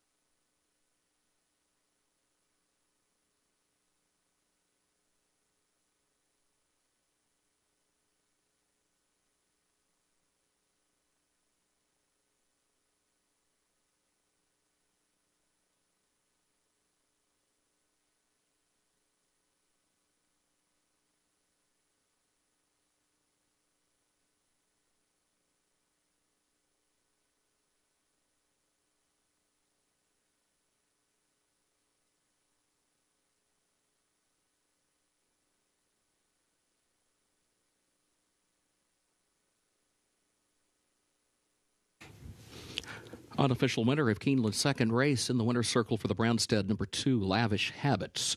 Owned by Thorndale Stable, LLC of Paul Parker, which bred the winner in Kentucky. The trainer, Jeff Hiles, the jockey, James Graham. Results are now official. Mile and 3/16 over the turf, listed good in 1 minute 57.81 seconds. Lavish Habits, a 3-year-old daughter of Flincher, out of Wicked Wish by Gold Case. 2-6-3-1, the official results.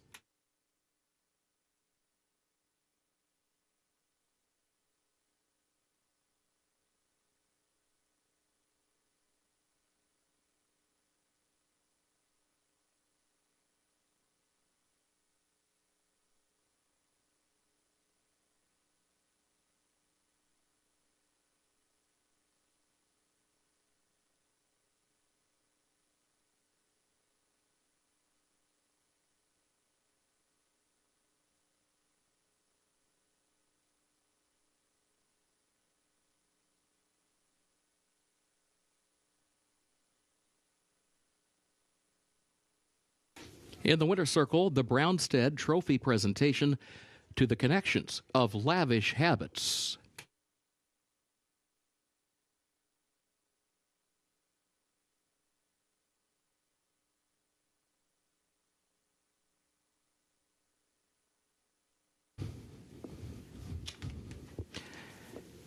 Keeneland's third race upcoming starts the next of the rolling doubles and pick threes. Back to the main track we go, which is listed fast. In the third event, take out the also eligibles 13 and 14. They did not draw into the race. Overweight, the two formal order, the jockey 2 pounds over. Fourth race has no changes at this time. Race 5, scratch part of entry 1A, El Kabong. Scratch 11, Mount Kenya. Scratch 13, Willing to Speed. 14, Hand Carved. 15, Hemp Heaven. Again, that's in race 5, scratch part of entry 1A, El Kabong. Scratch 11, Mount Kenya. Scratch 13, Willing to Speed. 14, Hand Carved. And 15, Hemp Heaven. Overweight, the 7, Hunt the Front. The jockey 2 pounds over. Main track is fast, turf listed good.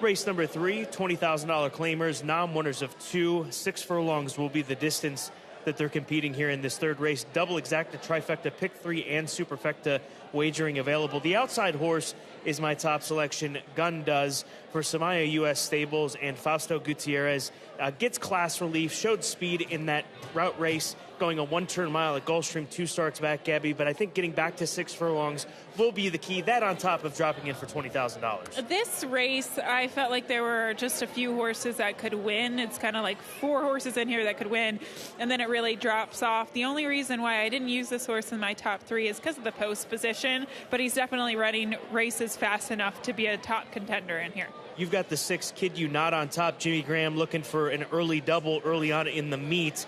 And this gelding comes off of a turf run down at Fairgrounds. Yeah, you have to look past that turf race. If you look at his races at Delaware Park, they were competitive if you compare them against the group here today. And he's simply not a turf horse, but at least he has that one race underneath, and he can improve in a second start coming back to a more preferred surface. We've both got the 1 as our second selection, Scary Larry for 10 Strike Racing and Jeremy Sussman. Matt Shire, he's quickly developed into one of the better first off the claim barns. He's got Tyler Gaffleone, and this horse hopefully can bounce back. We've seen him bounce back from dull performances in the past, and hopefully that last race is not indicative of what we're going to get from him. And he's making a change, which you always like to see with first off the claim moves. He adds blinkers to this colt today. Well, he did have a troubled beginning last time out, and maybe it was partially himself to blame. So now the blinkers going on, I'm hoping that, or they probably hope that they get a really quick break and get a nice stalking position towards the inside going 3/4.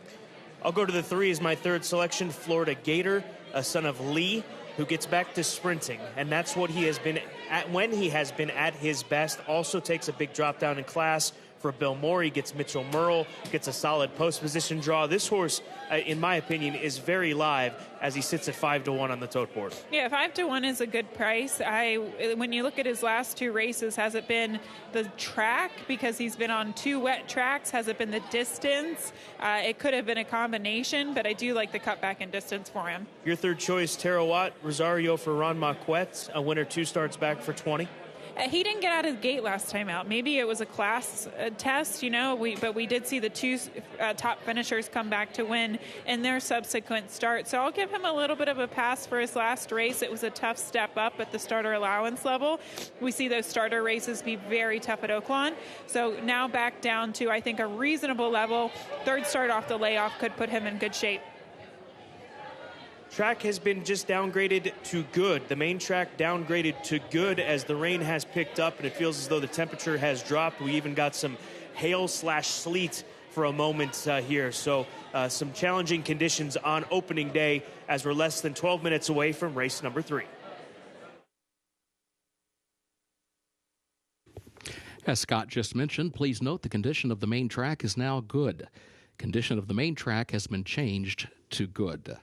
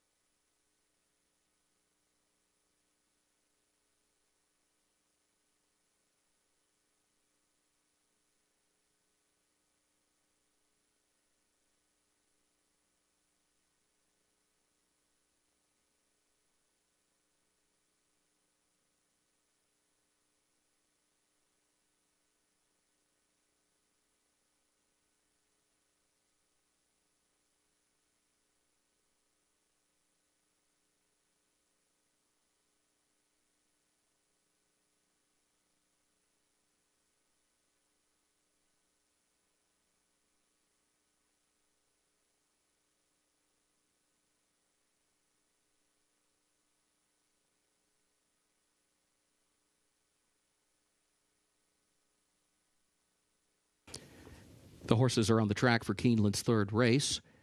Double and pick 3 wagering featured here. $20,000 the claiming price, 3-year-olds and up, 6 furlongs over a main track that is now listed good. Take out the also eligibles 13 and 14 did not draw into the race. Overweight, number 2, Formal Order. The jockey, 2 pounds over. Main track is good. The turf is good. Post time in less than 3 minutes as we start the next of the rolling pick 3s.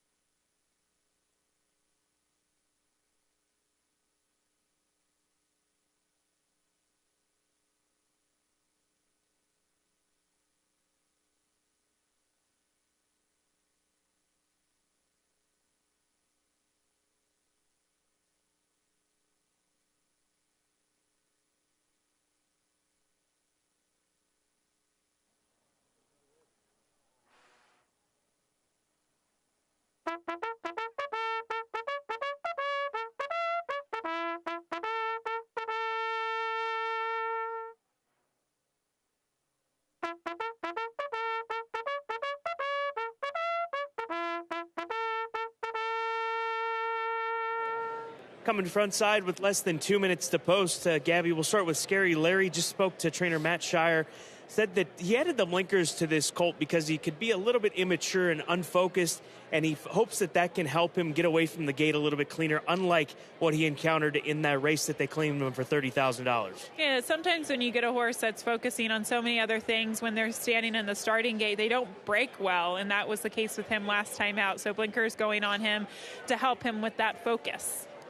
The number 4 horse at 15-1. This is based on just watching him come out. He was full of energy. I like the way that he was acting, his body language. He's 15-1, a horse that has been in testing conditions in his last 2, sloppy, muddy track. Obviously not getting that here today as it's listed as good, but I just like the attitude that this colt had under Rafael Bejarano. Yeah, when he first started his career, he was running in maiden special weight races at Churchill Downs and actually pretty competitive in some of those races. So the class is there. He's just very lightly raced for a 4-year-old. And then the 12 horse on the outside, Gun Does. This was part of our focus on today at Keeneland this morning. If you caught it, if not, part of one of the newest additions to today at Keeneland, the Trip Note Pros. Make sure you check that out at Keeneland.com, pointing out the trouble that this horse had. It was in a bad spot, had a better than looked effort. So watch out for the 12 at 5-1 as we are at post time for race number 3 here at Keeneland.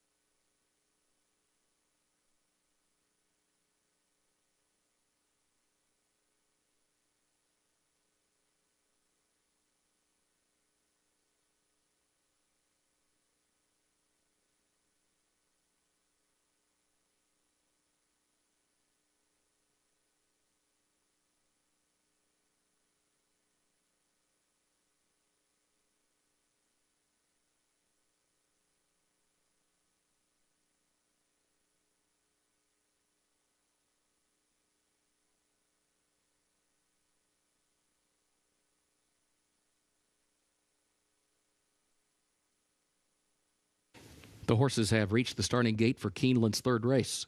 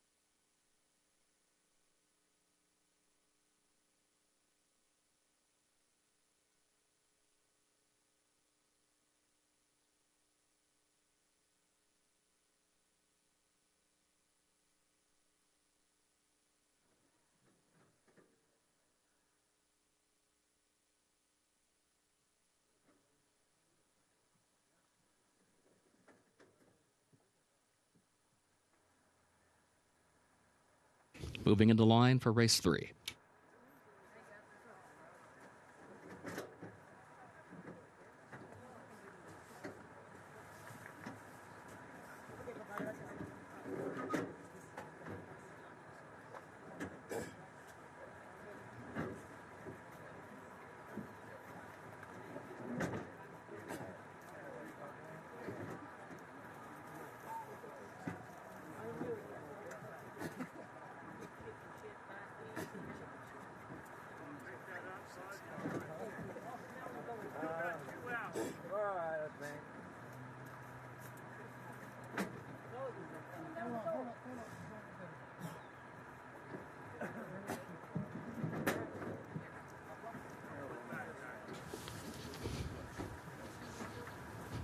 They are at the post.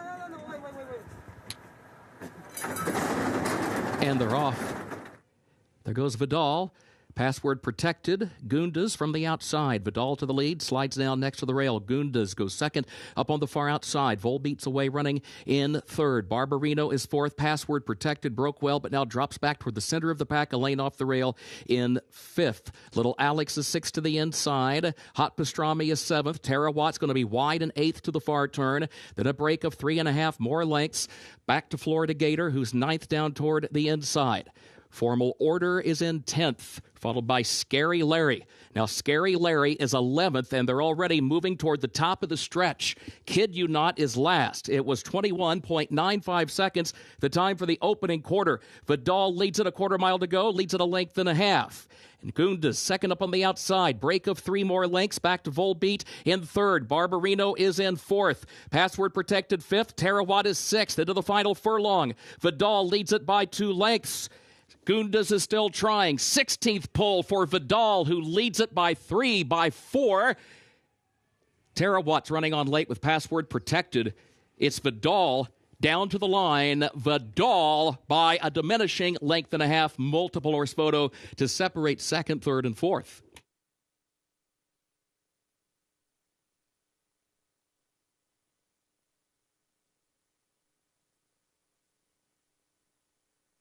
It's the number 7 horse Vidal winning this race early on with that early speed. Aggressive ride from Raylu Gutierrez for John Ennis back on dirt and back to the winner's circle for the son of midshipman. Yeah, jockey Raylu Gutierrez has had quite a winter, especially down at the fairgrounds, and off to a very good start here at the Keeneland Spring Meet, taking the field gate to wire. You could see a couple of horses with the cavalry charge late. It's going to be a photo to determine that second place finish, but no doubt about the winner, the 7 Vidal getting the victory here.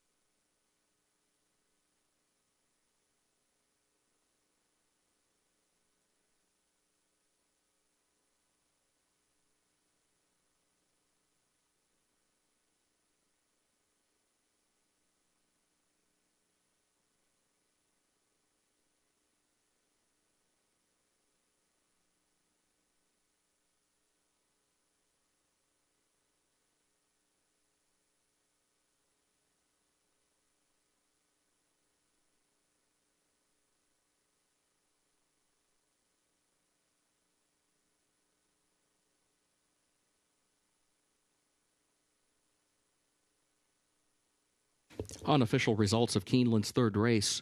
Number 7, Vidal, was first. Number 9, Password Protected, was second. Number 10, Terawatt, third. Number 12, Gundas, fourth. 7, 9, 10, 12, unofficial.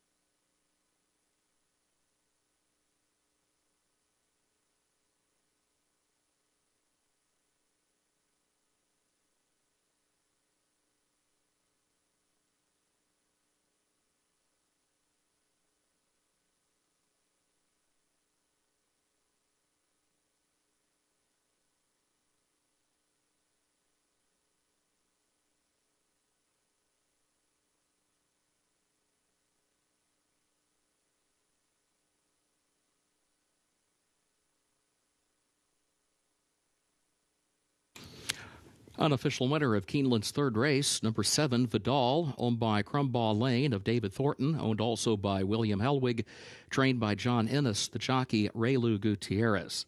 Vidal, a 3-year-old gelded son of midshipman out of Pinot by Into Mischief, bred in Kentucky by Crumbaugh Lane, Ferris Farm, Lynn, and Lola Cash.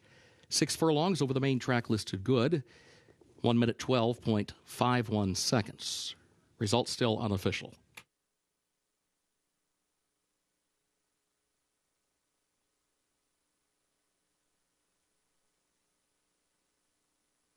Third race results are now official. 7, 9, 10, 12, the official results.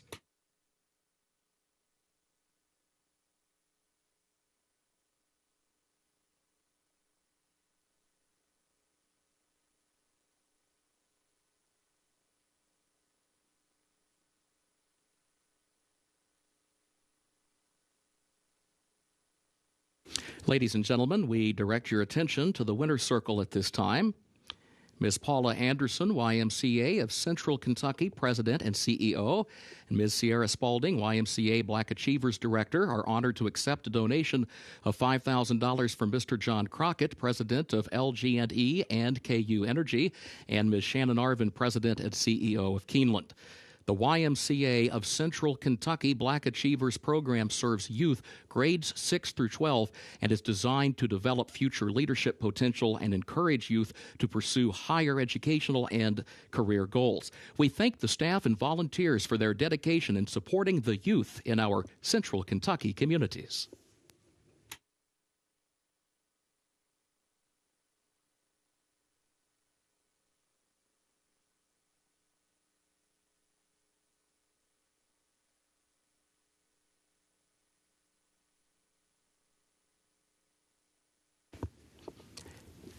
Keeneland's fourth race upcoming. Double and pick three wagering featured here. The main track is listed good. The turf is also listed good. Fourth race at 1 1/16 on the main track. Will finish in the short stretch at the first wire. No changes in the fourth. In race 5, scratch part of entry, 1A, El Kabong. Scratch 11, Mount Kenya. Scratch 13, Willing to Speed. 14, Hand Carved. And 15, Hemp Heaven. Overweight number 7, Hunt the Front, the jockey 2 pounds over. Sixth race, take out the also eligibles, 13 through 16. They did not draw into the race.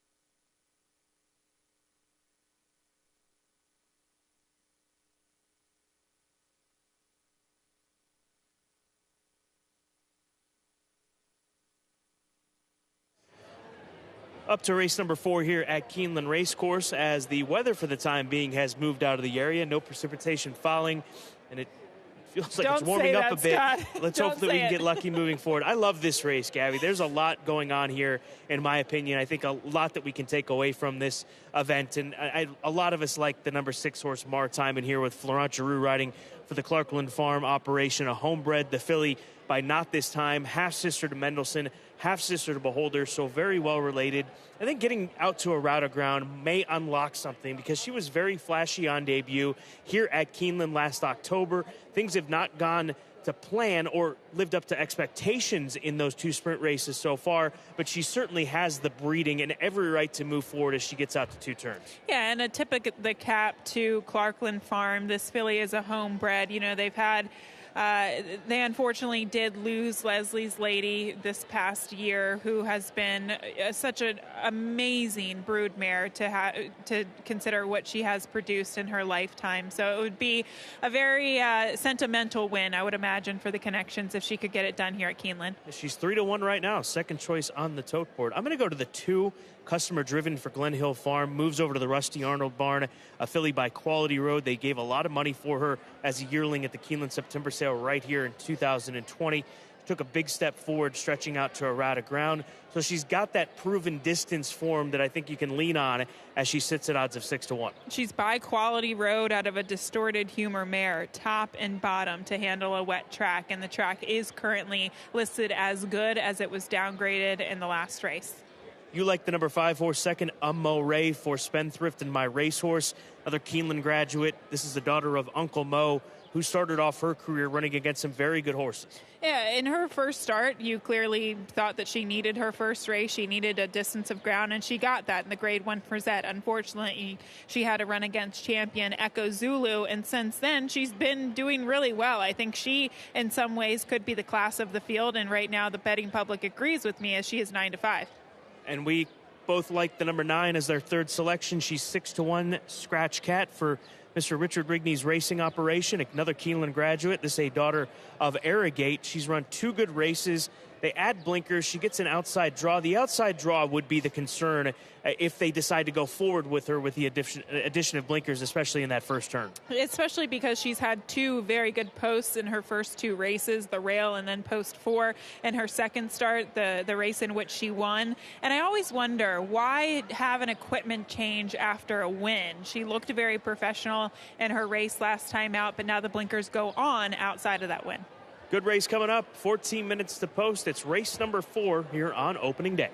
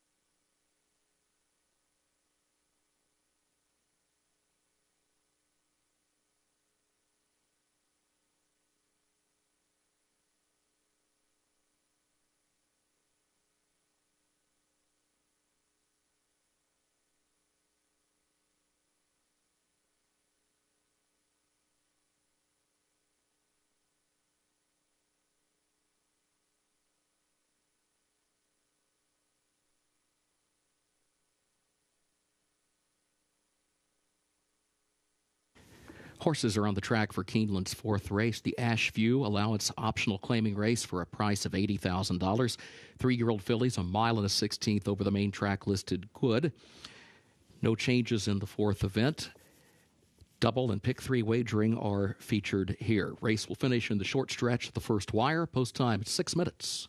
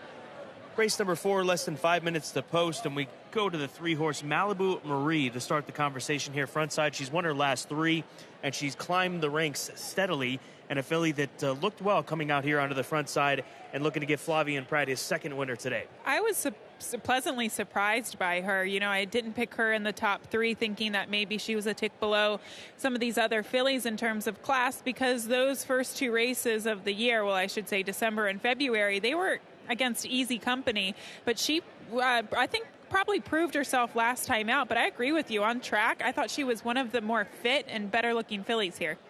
4-horse didn't look bad either, and she's a giant price. This is simply based on the way that she was presenting herself in the post parade. She's 52-1.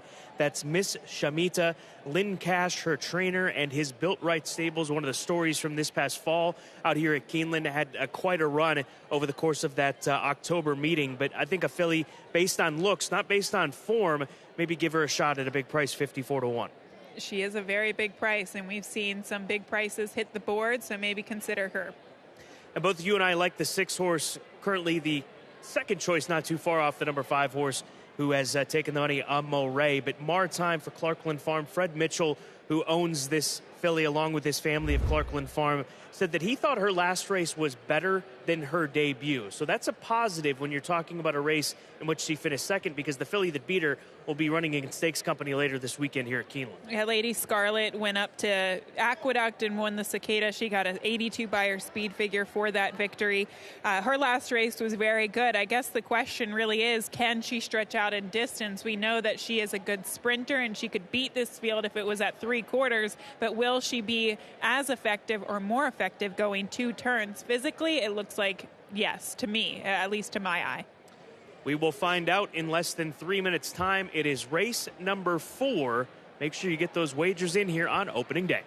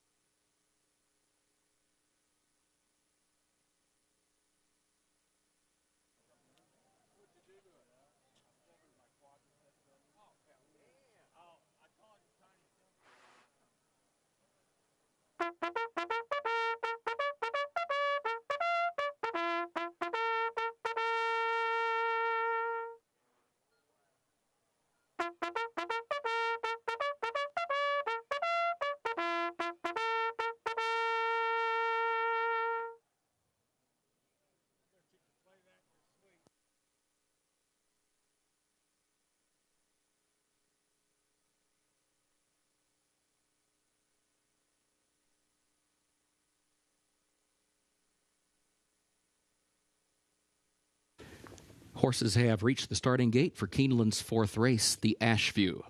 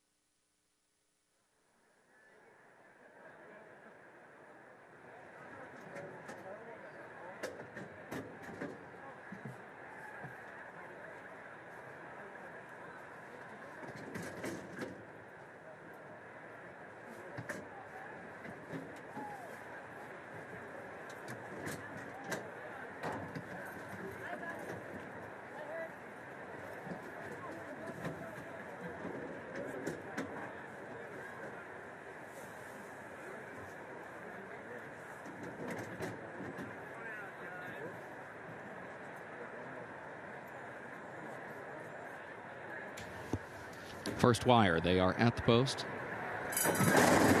And they're off. There goes Mystique Saboteur. There goes Maritime a step quicker. Maritime goes to the front. Mystique Saboteur, Park on the Nile far outside. Malibu Marie, then Customer Driven outrunning in fifth. Down toward the inside. Maritime is the leader. Maritime clears the inside traffic. It's over toward the rail. Stays a lane off the rail around the first turn, but leads it by a length. Mystique Saboteur goes second by a half length. Malibu Marie tucked away to the inside in the third position. Park on the Nile, fourth up on her outside. Scratch Cat is fifth. Customer Driven is in sixth. The Moray is seventh. Then a gap of 3 more lengths back to Glacken's Cause. He moves up the inside into 8th position as they head up the backstretch. If You Please is 9th. Miss Chamita is 10th and last. It was 23.77 seconds. The time for the opening quarter. Maritime the leader. Midpoint of the backstretch. Maritime leads it by just a length. Park on the Nile second. Mystique Saboteur third, and losing ground as they move up the backstretch as Malibu Marie moves by to the inside now to take third. 47.99 seconds for the opening half mile. Maritime is the leader by a length and a half. Park on the Nile second ahead. Malibu Marie is down to the inside looking for running room in third. Amore is fourth, going to move 3 wide around the far turn, 4 lengths off the lead. Scratch Cat fifth between horses.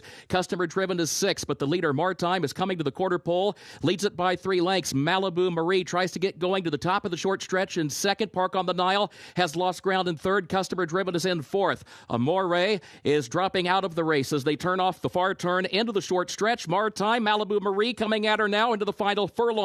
It is Maritime with Malibu Marie. And then Customer Driven in third. Malibu Marie driving up alongside of Maritime. Malibu Marie. Flavian Pratt gets his second winner on the card. Malibu Marie wins it. Maritime was second. Customer Driven was third. Scratch Cat was fourth.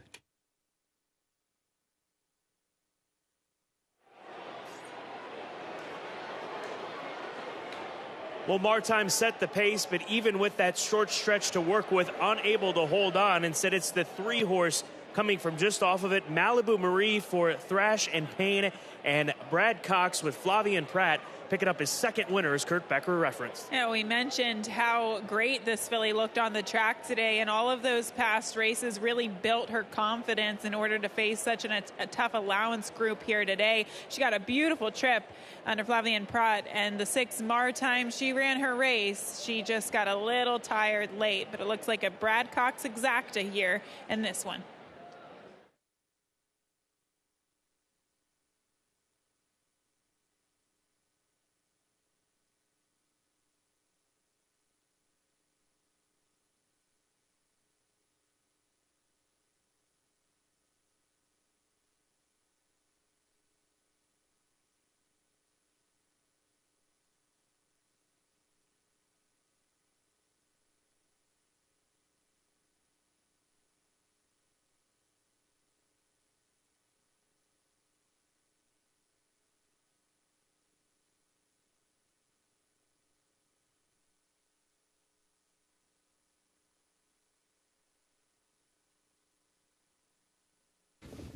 Unofficial results of Keeneland's fourth race. Number 3, Malibu Marie, first.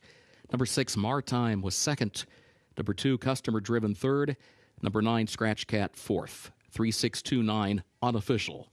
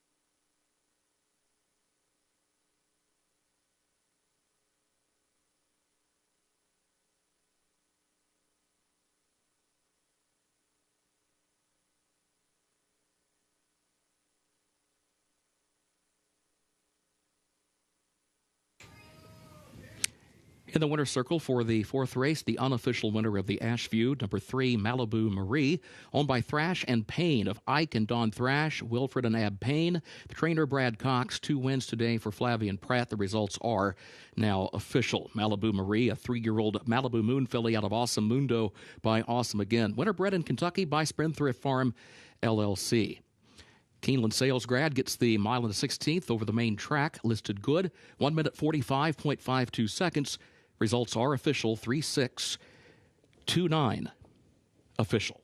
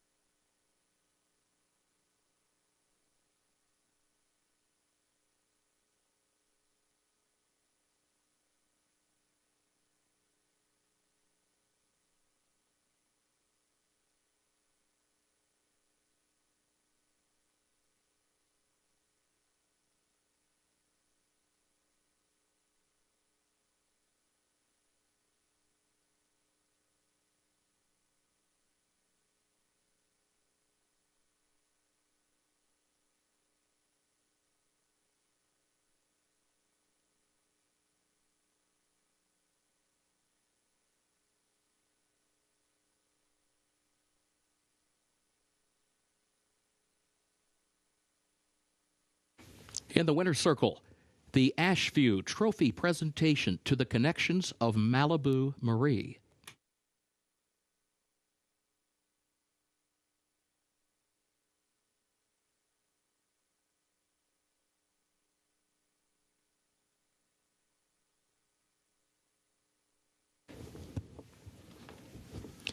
Keeneland's 5th race upcoming. Turf listed good. The rail set at 20 feet today. A reminder that race 5 is where the pick 6 begins. It's also the start of the Keeneland Turf pick 3. Be sure to ask for that wager by name. Turf is good. In the 5th race, scratch part of entry 1A El Kabong. Also scratch the 11 Mount Kenya. Scratch 13 Willing to Speed, 14 Hand Carved, and 15 Hemp Heaven. Again, scratch part of entry 1A El Kabong. Scratch 11 Mount Kenya. Also scratch 13 Willing to Speed, 14 Hand Carved, and 15 Hemp Heaven. Overweight, 7 Hunt the front. Jockey, 2 pounds over. 6th race, take out the also eligibles, 13 through 16. They did not draw into the race. No changes at this time in race 7. No changes in the 8th race. No changes in the featured 9th. Looking ahead to race 10. 10th race, a reminder, take out the also eligibles 13 through 16. They did not draw into the race. Main track good, turf also listed good.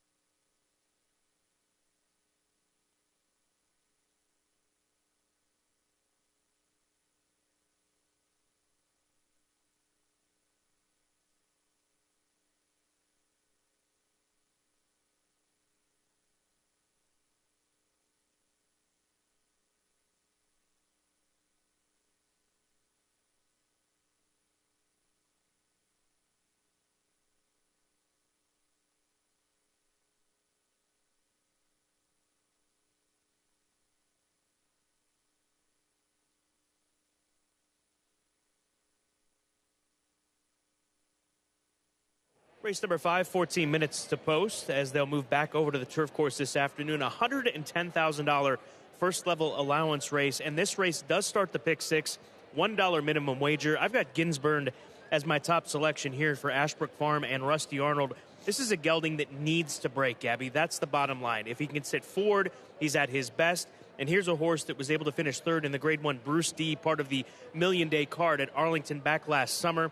He needs to get back on track by breaking Sharper away from the starting gate. Well, that was the only performance, the only effort on a softer turf course. That turf that day at Arlington was listed as good, which I think is a very encouraging sign for today's conditions. Of course, he's a son of Noble Mission, so you would imagine that he would take to the course today. But I agree with you. He's definitely in my top 3. He just needs to get the right type of trip and needs to get out of the gate.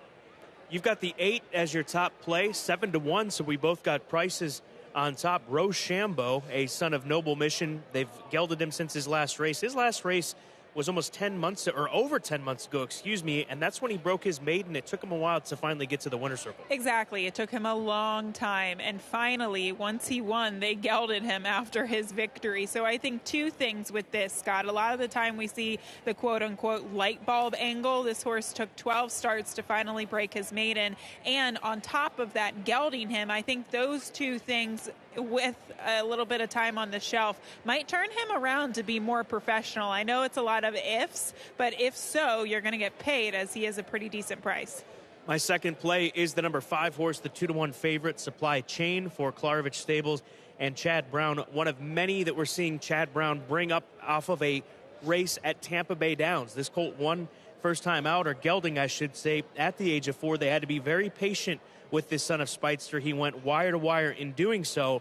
But even though it's Chad Brown, this is a big step up in class for a horse like this. I'll be interested to just kind of pay attention to how that Tampa form translates to Keeneland. It is Chad Brown. Wherever he goes, he's probably going to win, especially the year that he's having. But I'll be curious to see how that translates. This horse won as the favorite last time out, but Scott, it took them a long time to get him to the races. He's a 4-year-old, and he only just started this year. So I was against him a little bit. He was actually my 4th selection. You've got the 2 Daddy Frank in the mix at odds of 5-1. Another one that just broke his maiden. Good breeding here from the Gunther, son of Frankel, and he broke his maiden at Gulfstream Park from just off the pace back on the 9th of March. It was a slow race too early, so the fact that he kind of overcame that and overcame trouble in the first part of it and a very wide trip, he had to overcome a lot to get that victory. So I think he's really starting to figure it all out. Red Hornet's my 3rd choice, the 9 at 11-1. He's last was seen on Breeders' Cup weekend down at Del Mar, so you've got to respect him. I think you've got to consider it a drop down in class. Even though this is a classy group, that was a tough bunch that he faced against Allowance Company, as you would expect to encounter on a Breeders' Cup card. So he's my 3rd choice. And then, Gabby, you'll close it out with Ginsburn, the number 1 horse, who we've already talked about, a horse that has that Grade 1 form, and we'll see how it pans out. We're 11 minutes away from race number 5. Again, this race does start the $1 minimum pick 6 on opening day.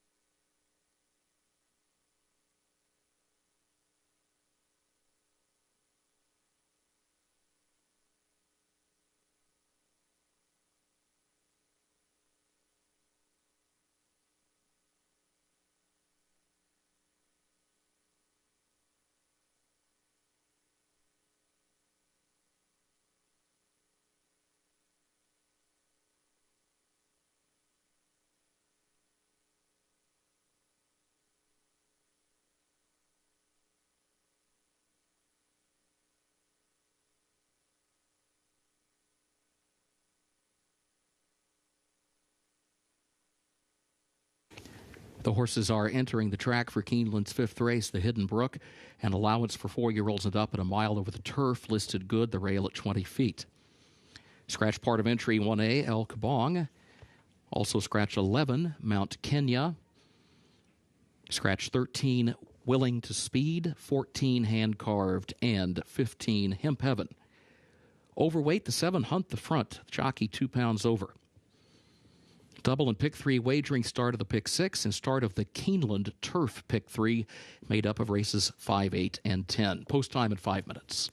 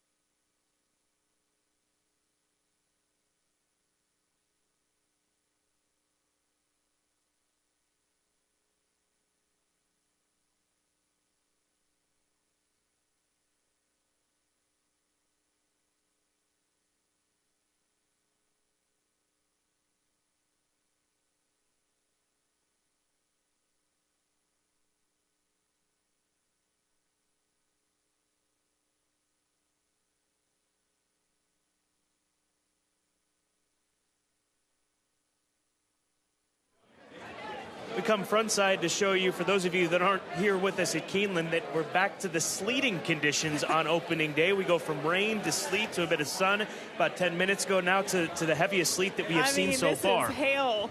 It's hail falling from the sky.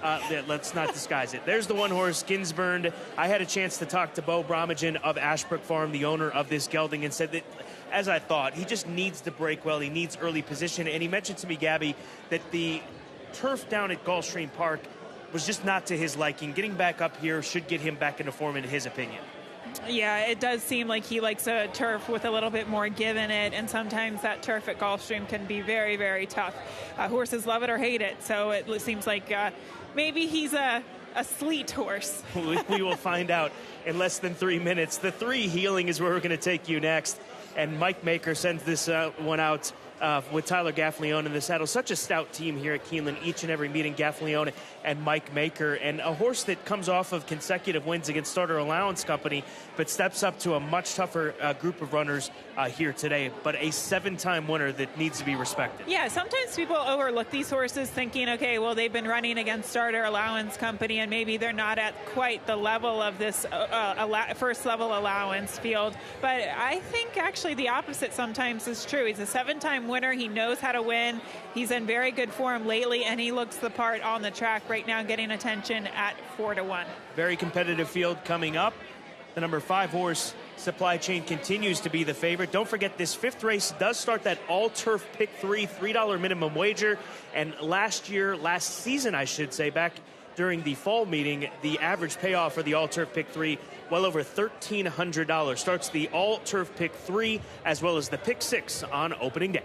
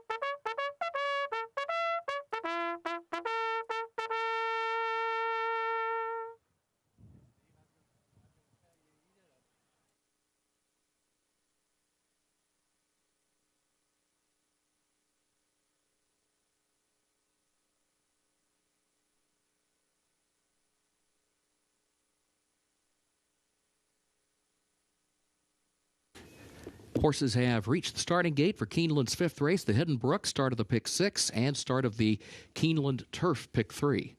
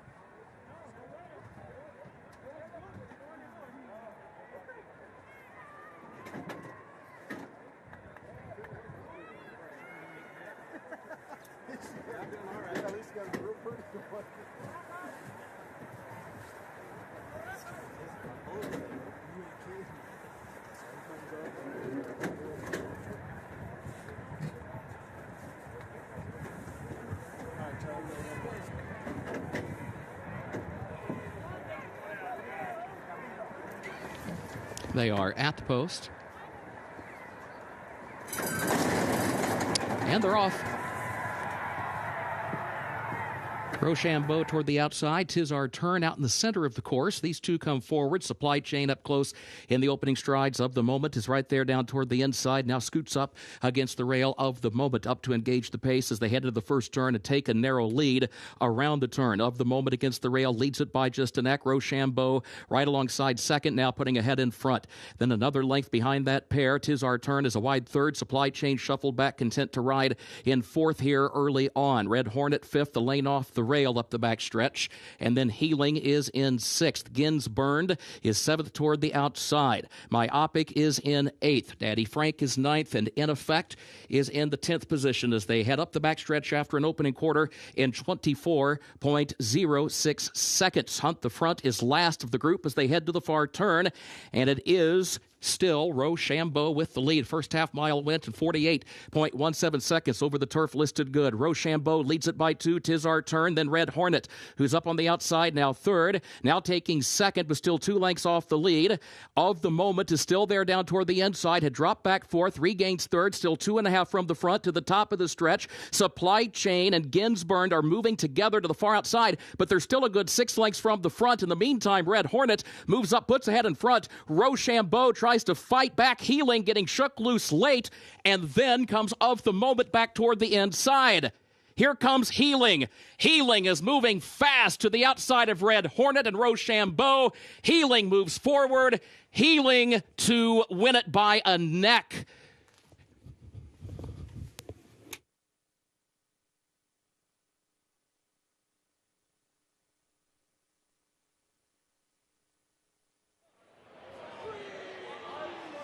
It's Healing from off the pace for Paradise Farms and David Studeker, Mike Maker, Tyler Gaffleone, as they've done so many times in the past, winning on this Keeneland turf course. And Gabby, maybe just don't look at the past performances and just go ahead and come here front side and take a look at him. Another well-done pick as far as a front side selection. Thank you, Scott. I mean, these horses are just touting themselves here today, and he definitely did that here on trackside. And he was only one of 2 horses in the field that had multiple wins. Now an 8-time winner in this first level allowance race, an impressive winner at 5-2.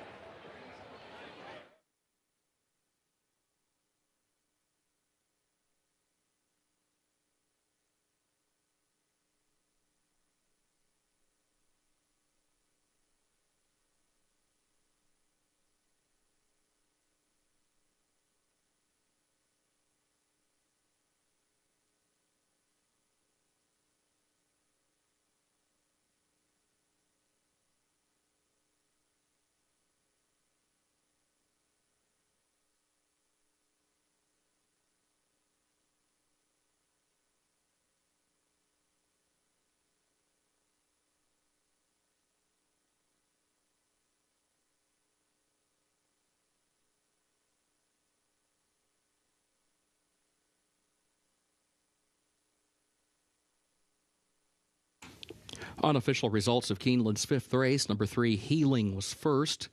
9, Red Hornet, was second. 8, Rochambeau, third.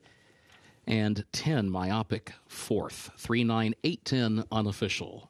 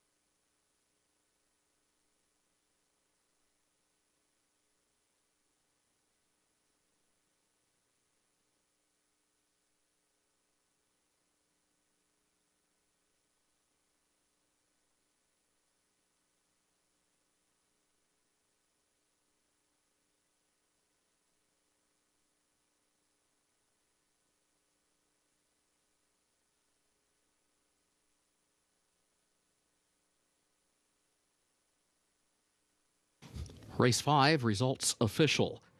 3, 9, 8, 10, the official results.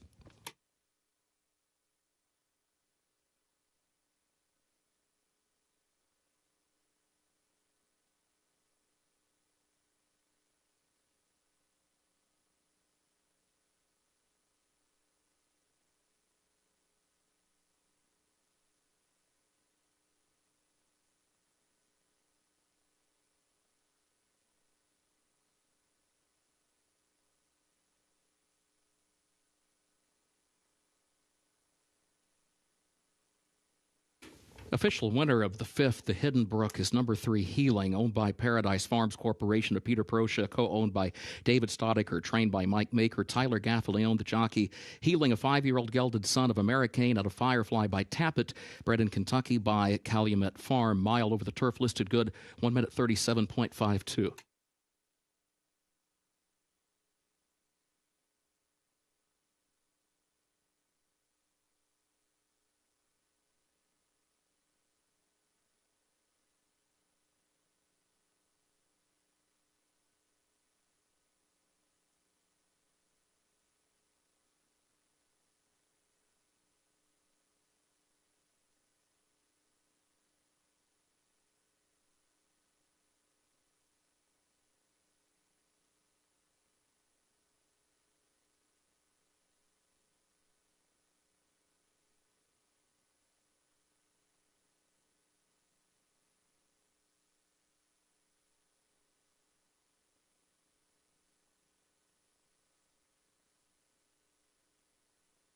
In the winner's circle, the Hidden Brook Trophy presentation to the winning connections.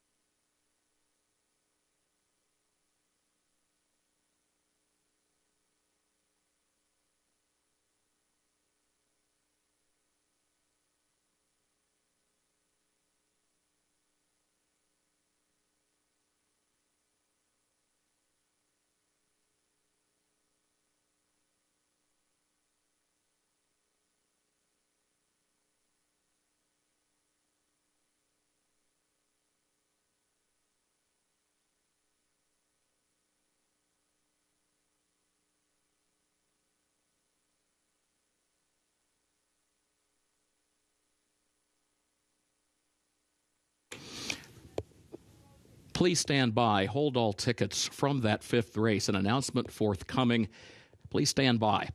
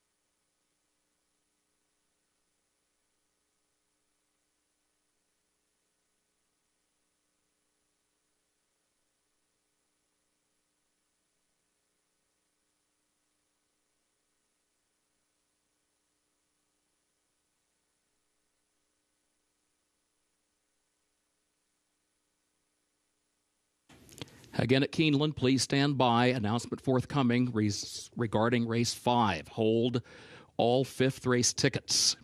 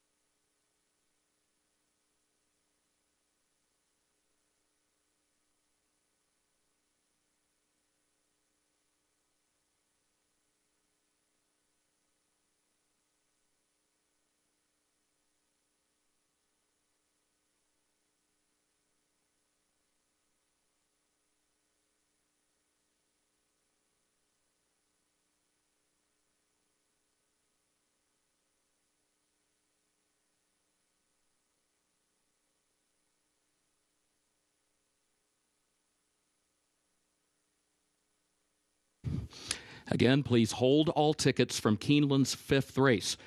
The posted result is incorrect. The result in Keeneland's 5th was 3-9-8-10. Again, the correct result from Keeneland's 5th race, 3-9-8-10. That is being corrected.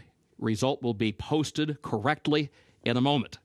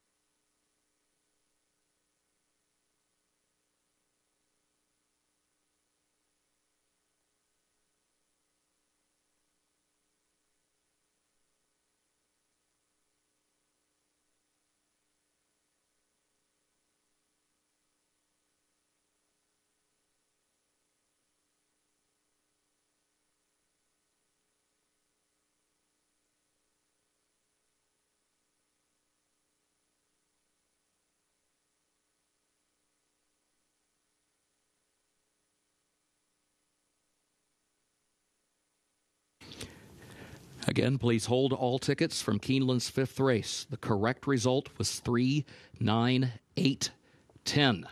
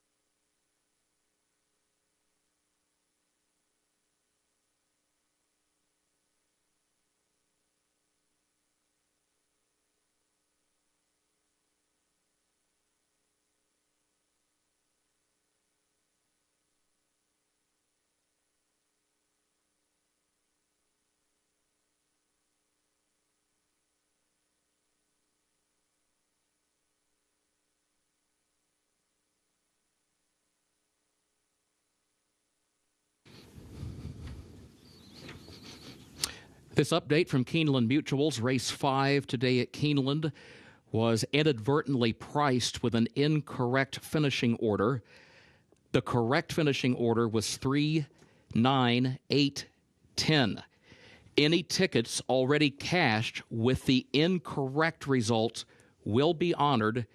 The race is now being repriced, and once repriced, the new running order prices, the correct finishing order prices, will be official.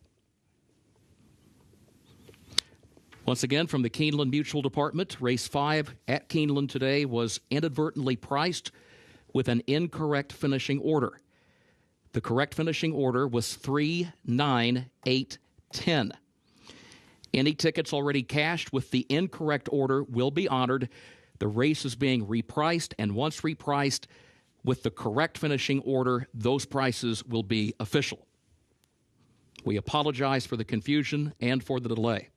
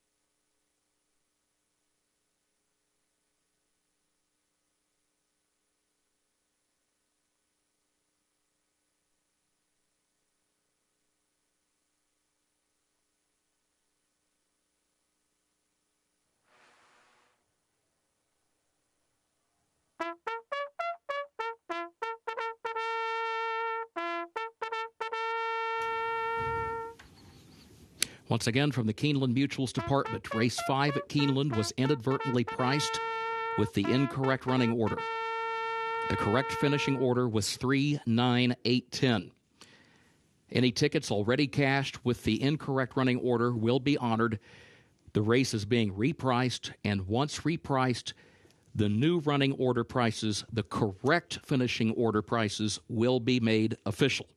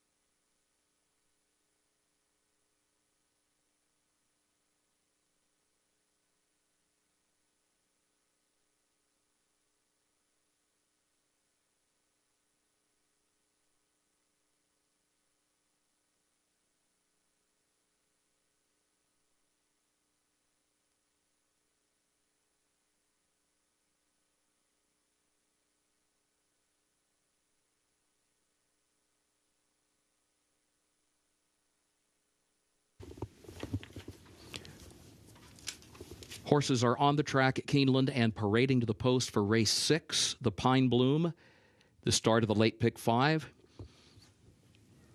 Please note the condition of the main track is listed muddy. The turf is listed good. Again, condition of the main track is listed muddy. The turf is listed good. Take out the also eligibles they did not draw in to race 6.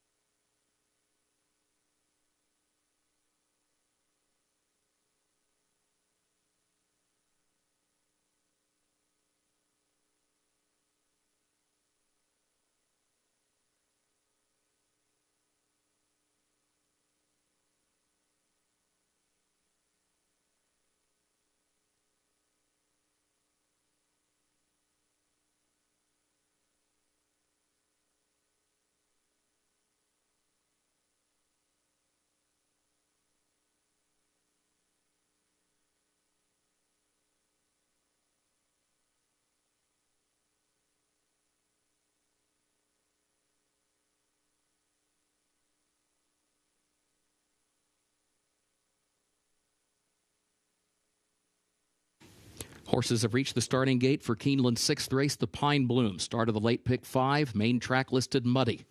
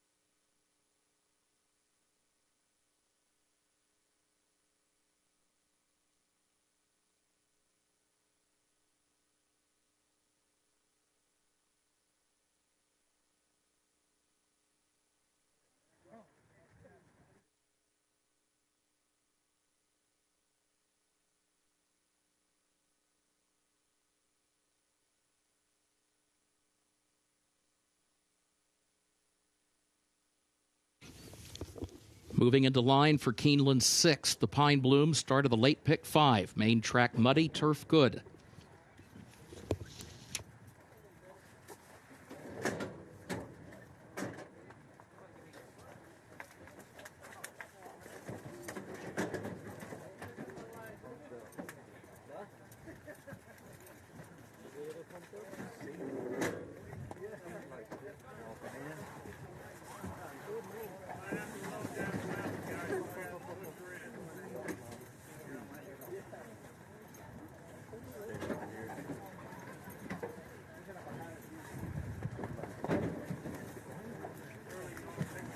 I'll go get Tony. He's loading one right now, but you guys for a moment.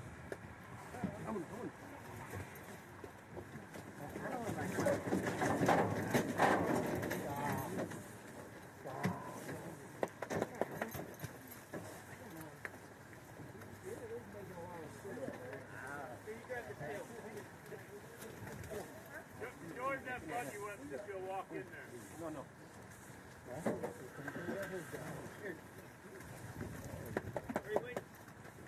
Hey. Whoa, mama. He's going to do it.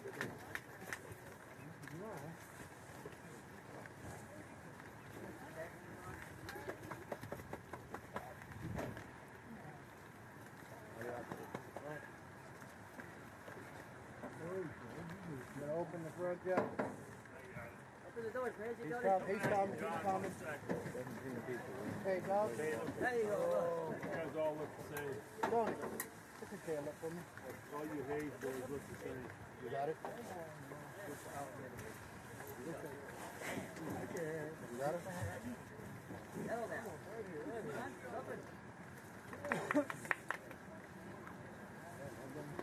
Had us a long time. Supposed to read. Back him out, come back in. Away from me. Yeah. Shit, that motherfucker's planting. She went down. Front end goes down, our ass end goes up. Wayne.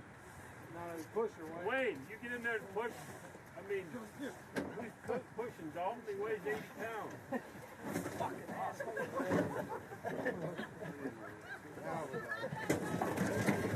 That's what we were waiting on. She's been trying to do that, you know. I think that's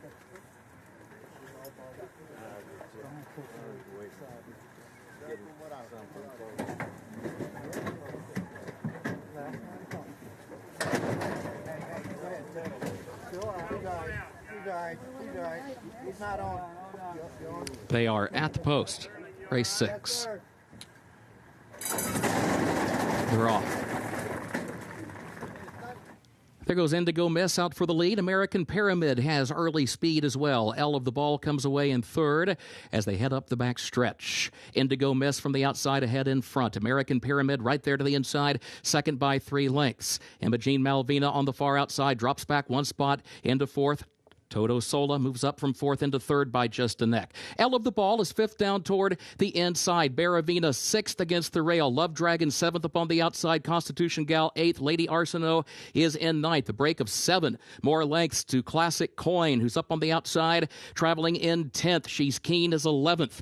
Jen and Sen is last of the 12. 21.92 seconds. The time for the opening quarter. American Pyramid the leader. American Pyramid on top a length and a half. Indigo Miss is second a length. Imogene Malvina moves into contention, has to go to the far outside, though. In 3rd at the top of the stretch, 2 lengths off the lead. L of the Ball 4th. Love Dragon is in 5th and swings toward the outside as they turn for home. Constitution Gal, center of the track, is 8 lengths from the front. Imogene Malvina puts a head in front. American Pyramid tries to fight back in the 2nd position. L of the Ball is 3rd up on the outside as they move through the final furlong. Love Dragon is still 8 lengths from the lead. Deep stretch, and Imogene Malvina kicking clear with the lead by 2.5 lengths back to American Pyramid. Imogene Malvina and Jose Ortiz to win it. American Pyramid was across the line in 2nd. L of the Ball got 3rd. Love Dragon was 4th.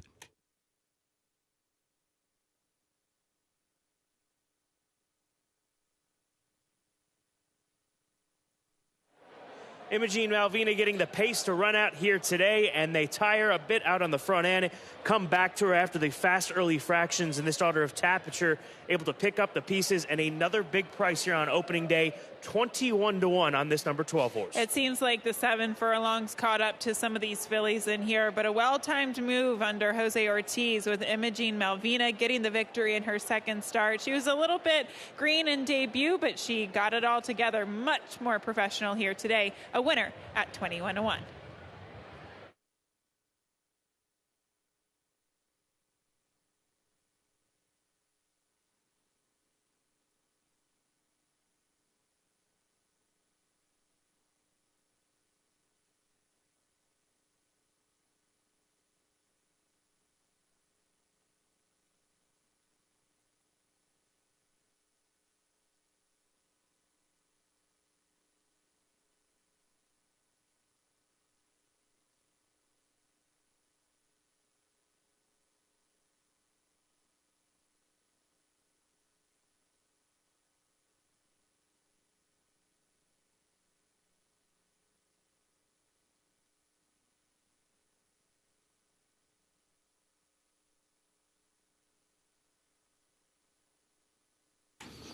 Unofficial results of Keeneland's 6th race. Number 12, Imogene Malvina, finished 1st.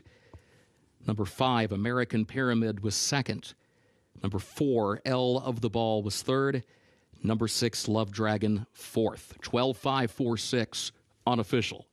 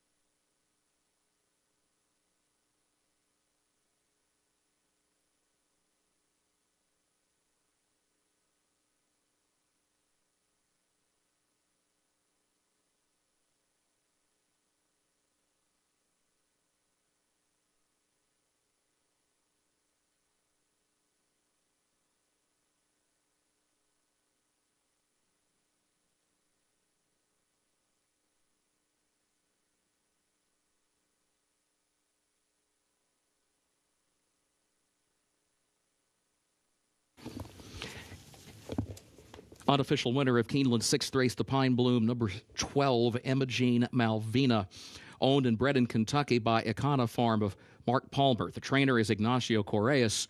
The jockey is Jose Ortiz. Imogene Malvina, 3-year-old filly by Tapiture out of Danaway by Giants Causeway.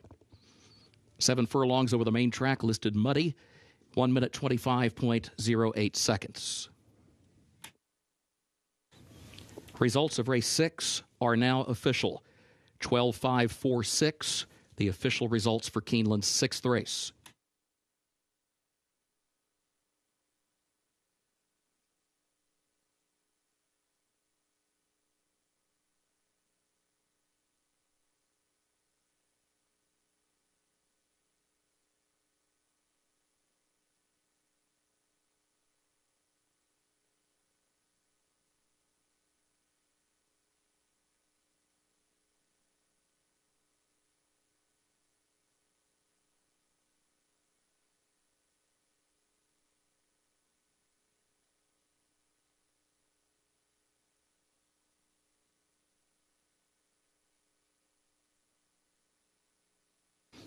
In the winner's circle, the Pine Bloom Trophy presentation to the connections of Emma Jean Malvina.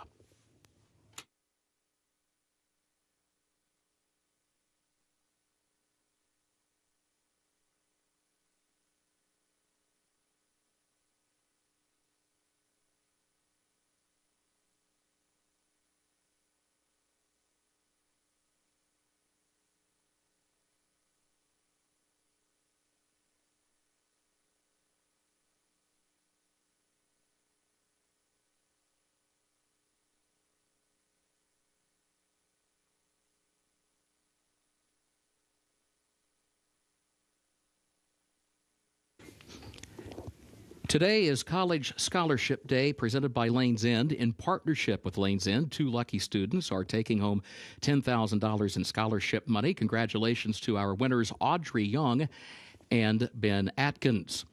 They are accompanied by Lane's End representative Andy Farish, Farm Tour and Hospitality Manager, and Kara Heisen-Buttle, Keeneland Senior Director of Operations and Community Relations.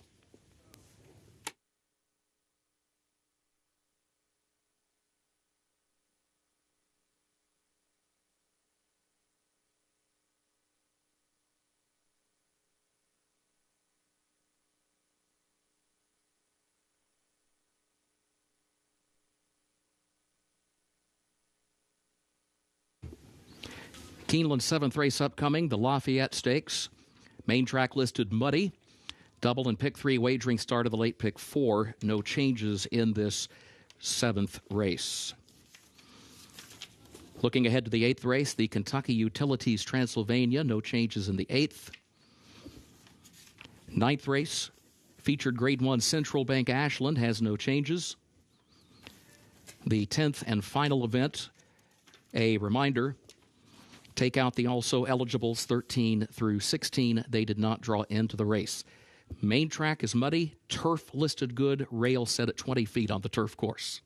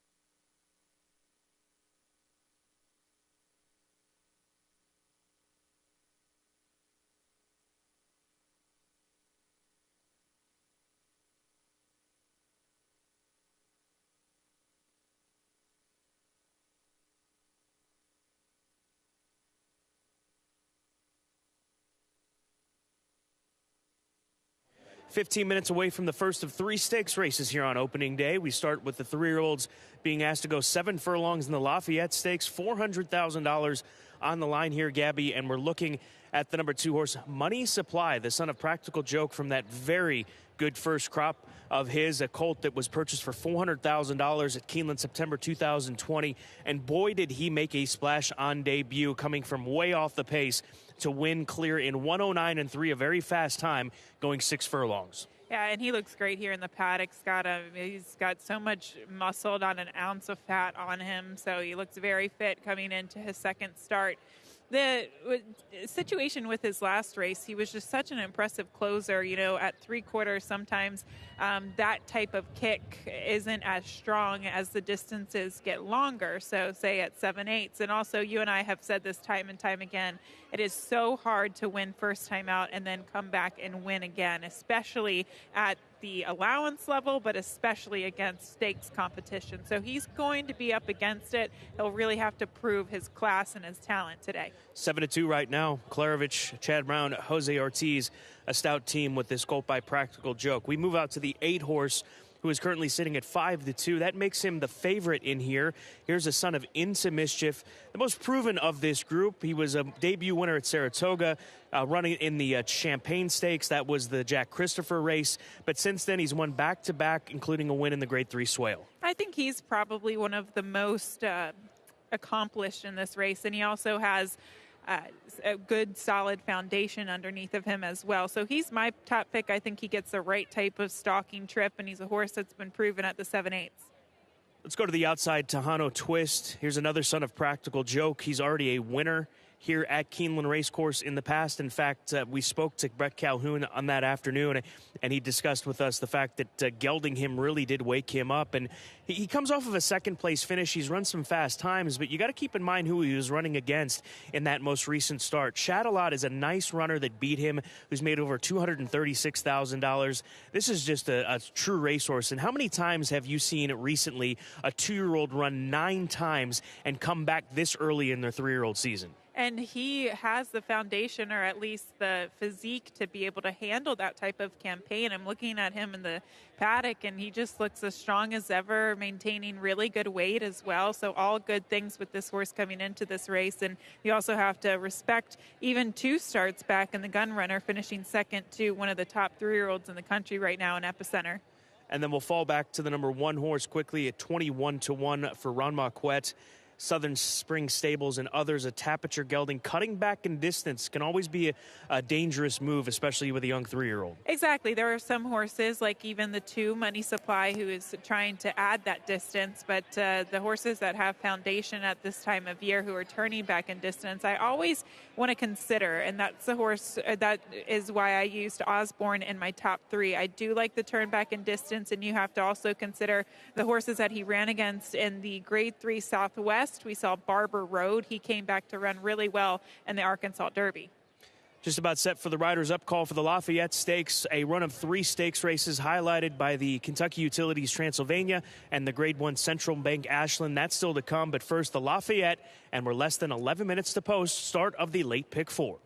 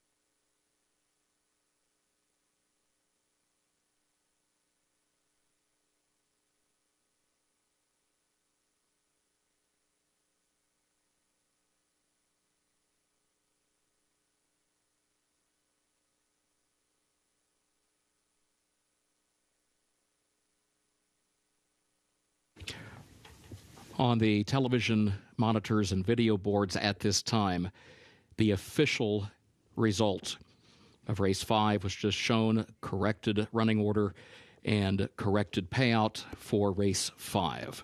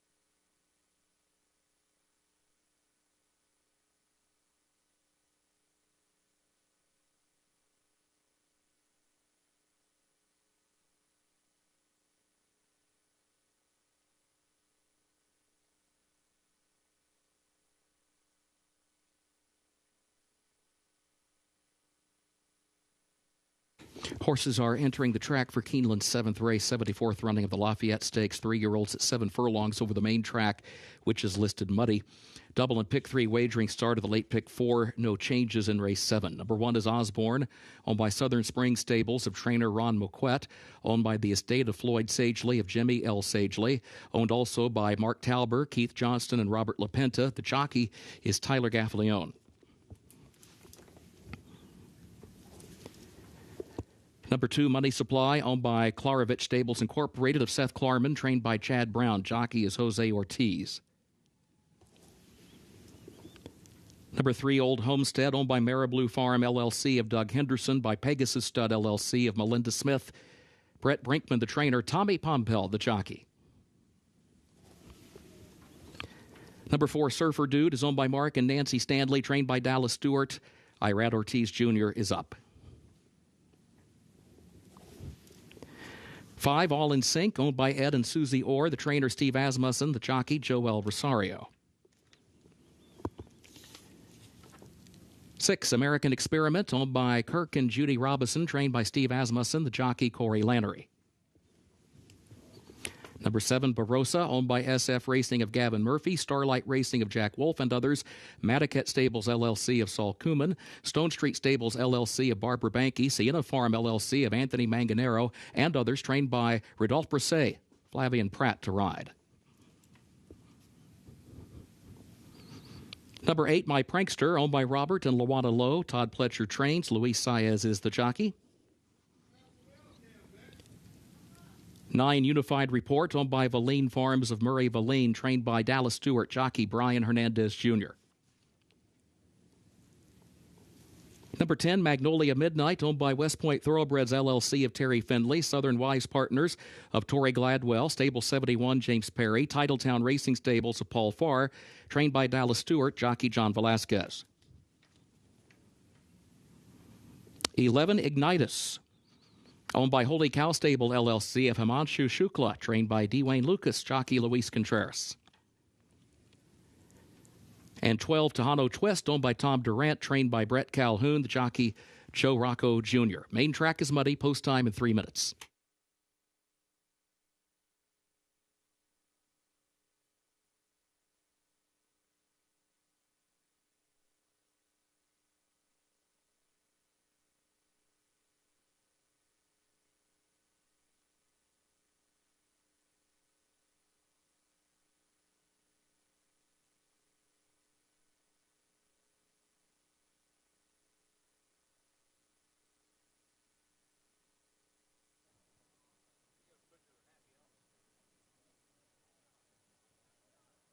Looking ahead to Keeneland's 9th and featured race, a late jockey change in the 9th. Number 5, Sterling Silver. Make the jockey Tyler Gaffalione. Keeneland's featured 9th race, the Central Bank Ashland. The 5, Sterling Silver. Make the jockey Tyler Gaffalione.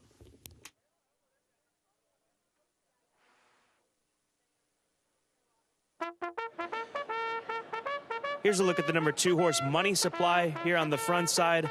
And talking about what Gabby mentioned to us on the paddock side of things, Gabby, he is a fit, good-looking horse, and like the way that he's warming up with this energy, as it seems to be much warmer from just a few moments ago with a bit of sun.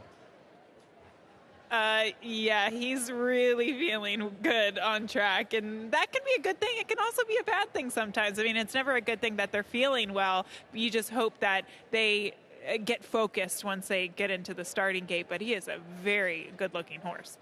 There's the 3-horse Old Homestead for Brent Brinkman, an operation primarily out of Louisiana, and as you can see, this colt has run his 2 races and won both of his races down at Delta Downs, and he looks to be all speed.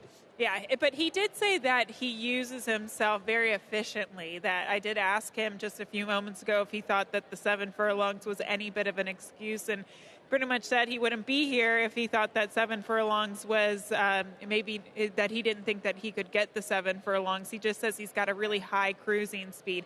He'll be in front, there's no doubt, but we'll see if he can withstand or sustain his speed. And then finally, the 6-horse, 39-1, one of the longer shots in this field.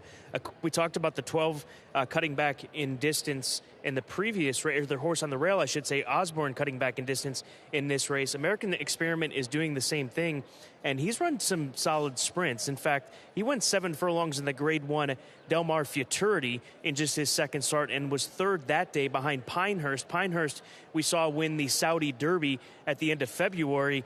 Didn't run to snuff as far as on the in the UAE Derby on World Cup night, but cut back in distance at that price for these connections. Steve Asmussen, the winningest trainer of all time, might be worth a look. Yeah, look at the board right now. You have a 2-1 favorite, 3-1 second choice, 9-2 third choice. This is a really solid group of horses, and it just really depends, who's going to like the 7/8s, who can break through today. The $400,000 Lafayette Stakes is coming up.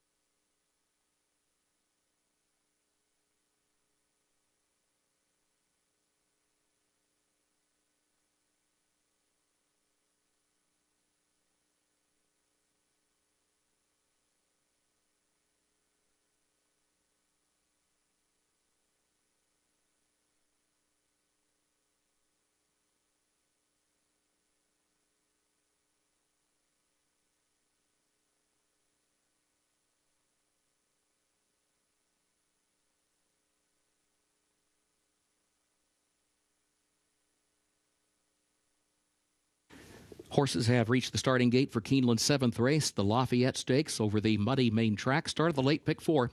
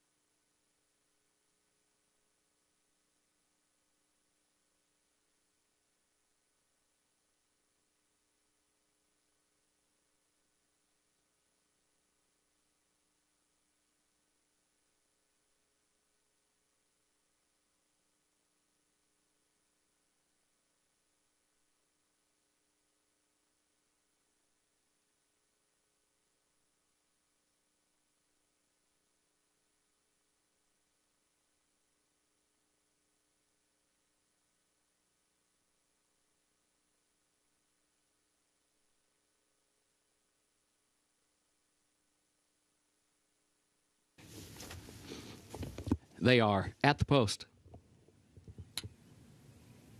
And they're off in the Lafayette Stakes. There goes Surfer Dude for the lead. Old Homestead right there to the inside. Surfer Dude, Old Homestead come to the front together in the opening strides. My Prankster is away third. Barossa, 1 lane off the rail, is in fourth. Now 2 lanes off the rail. And is joined there by American Experiment in fifth. Osborne up the inside from sixth. Ignitus back toward the outside is seventh. Unified Report is eighth. In between horses, all in sync down toward the inside ninth. Magnolia Midnight is in 10th. Kahano Twist is 11th. Money Supply last of the 12. Opening quarter, 22.55 seconds. Old Homestead the leader. Old Homestead leads at 3/4 of a length around the far turn. Surfer Dude second a length, and then Barossa third by a neck on the outside of Osborne, who's in fourth. My Prankster is in fifth and is still 6 lengths off the lead around the far turn. Ignitus, then Kahano Twist, who goes wide, still 8 from the front, top of the stretch. Old Homestead is the leader. Old Homestead by 2 lengths off the far turn, chased by Surfer Dude in second, Osborne third, Barossa in fourth. My Prankster and Ignitus still far back, along with Kahano Twist. Final furlong, Old Homestead has the lead by 3. Surfer Dude is in second by 4. Osborne is next. 16th pole, Old Homestead. Tommy Pompel aboard. Old Homestead to capture the Lafayette Stakes. Surfer Dude second, Osborne third. My Prankster across the line in fourth.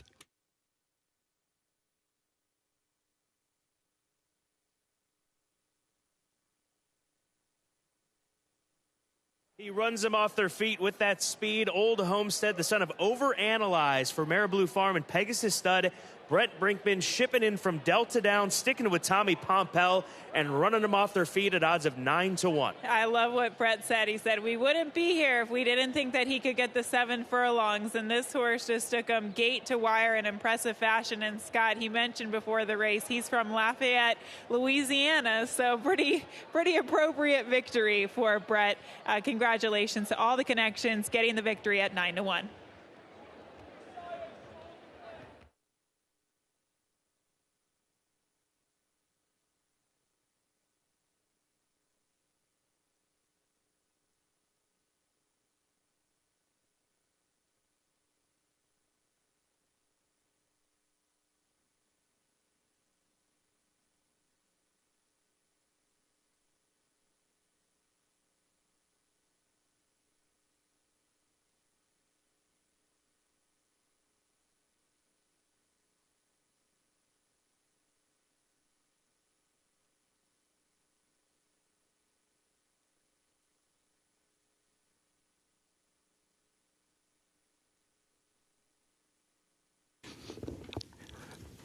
Unofficial results of Keeneland's 7th race. 3, Old Homestead was first.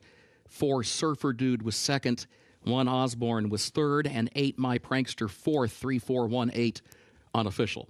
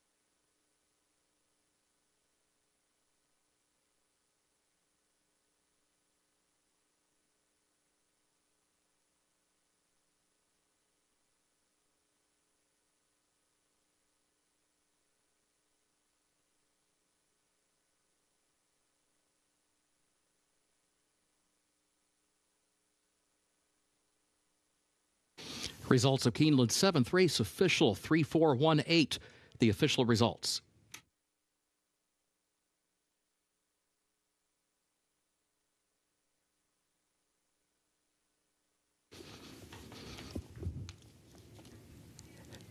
Official winner of Keeneland's 7th race, 74th running of the Lafayette Stakes, number 3, Old Homestead. Owned by Marableau Farm, LLC of Doug Henderson, owned also by Pegasus Stud, LLC of Melinda Smith, trained by Brett Brinkman, the jockey Tommy Pompel. Old Homestead, a 3-year-old son of Overanalyze out of Pearl de Verre by Song and a Prayer, bred in Florida by Marableau Farm and Pegasus Stud. 7 furlongs over the main track listed muddy. 1 minute, 22.98 seconds.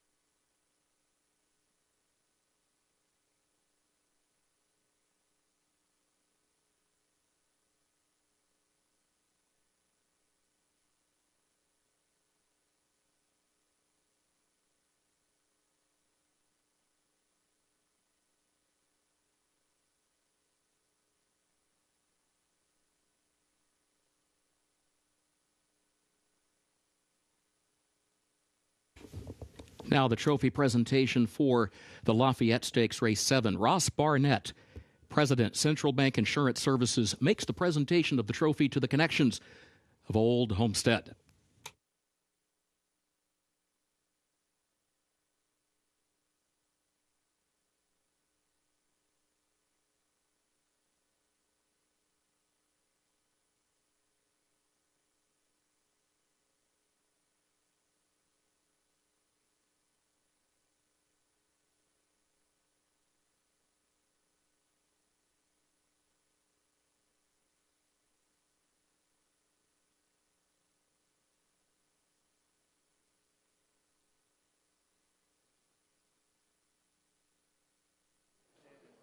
Old Homestead taking the 74th running of the Lafayette Stakes. Tommy Pompel, the passenger, Brett Brinkman, the winning conditioner. And Tommy, how easy was he cruising out on the front end going 7 furlongs today? He took it very well. That's what when I rode in the other 2 times, we just put him out there on the front end.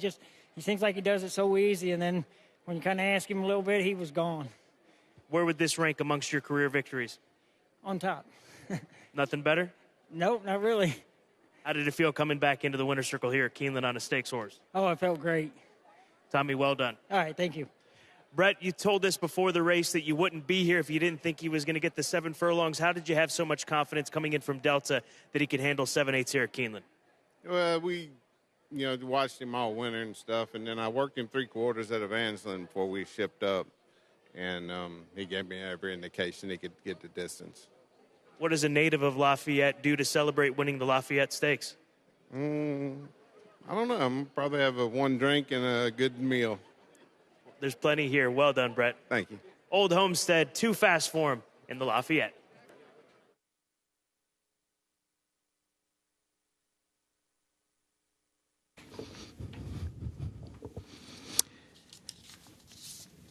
And thank you, Scott. Thanks again, Ross Barnett, Central Insurance Services, having made the presentation of the trophy to the connections of Old Homestead to wrap up race 7. Keeneland's 8th race is on the way.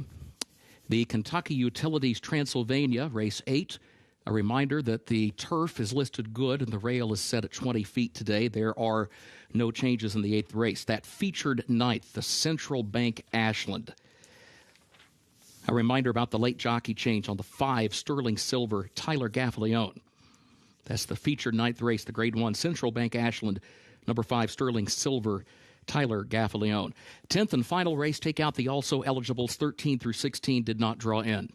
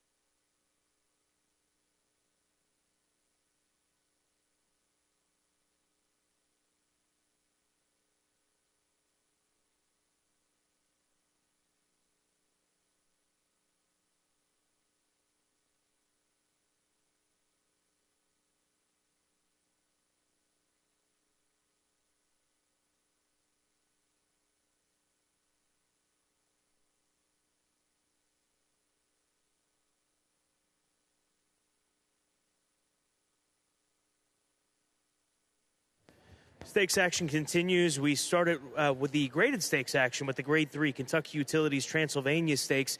And we're looking right now at the number 4 horse, Grand Sonata, for Mandy Pope and her Whisper Hill Farm, a homebred for Mandy Pope, colt by Medaglia d'Oro out of the AP Indy First Dam AP Sonata. Gabby, this horse is unbeaten when teaming up with Tyler Gaffalione, won on the dirt actually here in his only Keeneland race. And since then, back-to-back stakes wins down at Gulfstream Park coming off a 2-month layoff. He's a gamer. He knows what his job is, and he outruns his competition late. Yes, he does. He should be able to get a nice stalking trip. When you look back to the race in the Central Park at Aqueduct when he went against Cy Dog, he got a brutal trip that day. But since then, he's bounced back with victories in the Dania Beach and the Kitten's Joy down at Gulfstream Park. And he kind of makes his own trip, which is one thing you have to respect about him.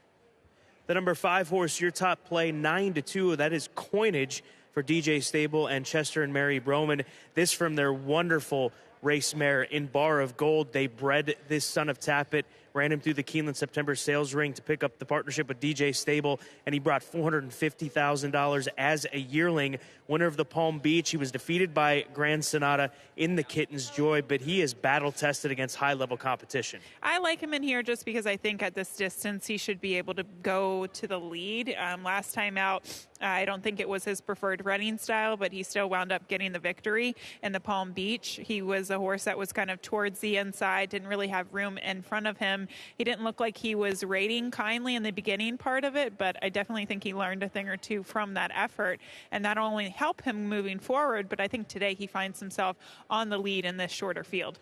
The lukewarm favorite right now is the number 6 horse, that is Verbal, a homebred for Juddmonte Farm, colt by Flincher out of a Bernardini First Dam, and he is unbeaten, 2 for 2, and from coast to coast, from Belmont out to Del Mar, won the Cecil B. DeMille, now comes to the center of the country to run here at Keeneland. You cannot ignore these runners for Chad Brown.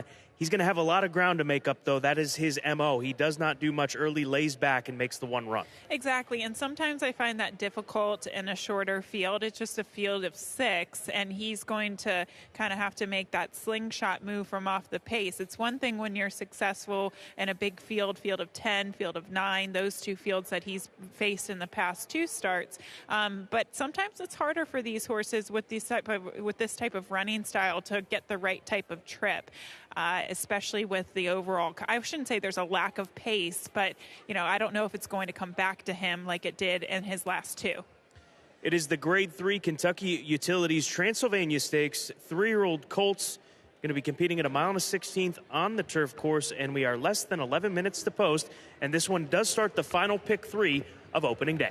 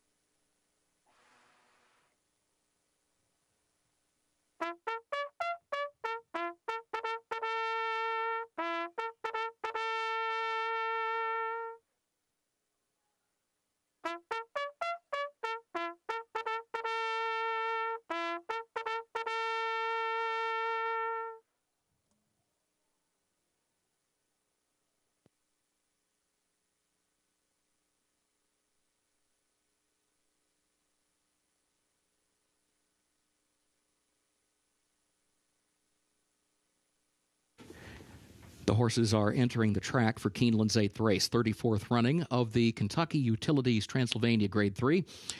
A stakes for 3-year-olds at 1 1/16 over the turf, listed good, rail at 20 feet. Double and pick 3 wagering starts the last of the day's rolling pick 3s. No changes in race 8, post time at 6 minutes.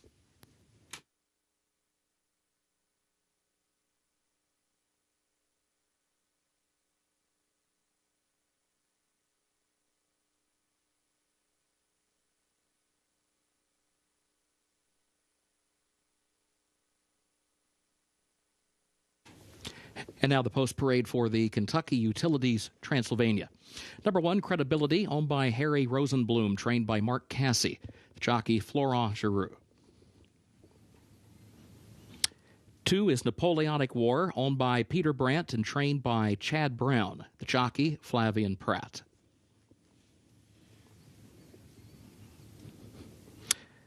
3, Psy Dog, owned by Head of Plains Partners LLC of Saul Kuman, trained by Graham Motion, the jockey Irad Ortiz Jr.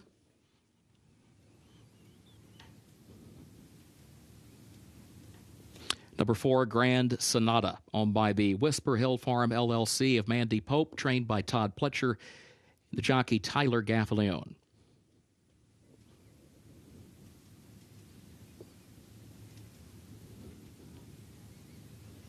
5, Coinage, owned by DJ Stable LLC of Leonard Green, owned also by Chester Broman Sr. and Mary Broman, trained by Mark Cassie, the jockey Luis Saez.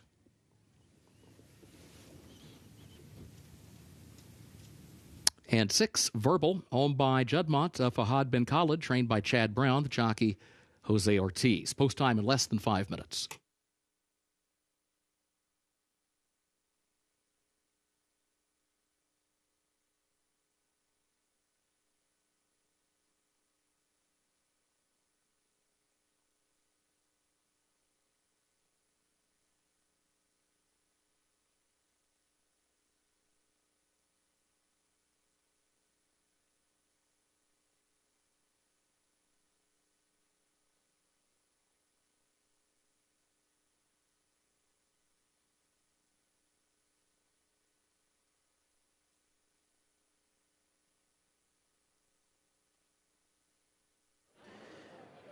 Just getting set for the warm-up here for the Grade 3 Kentucky Utilities Transylvania Stakes, and we're getting a look at the pony alongside the 3, Psy Dog, and we're obviously going to talk about Psy Dog, the 3, the son of Slumber, a nice-looking runner, one that will likely be coming from off the pace. He caught a slow pace, Gabby, last time out in the Central Park, but he still was far back, but a nice-looking runner. But in honesty, this is a small field, as you've mentioned, a field of 6.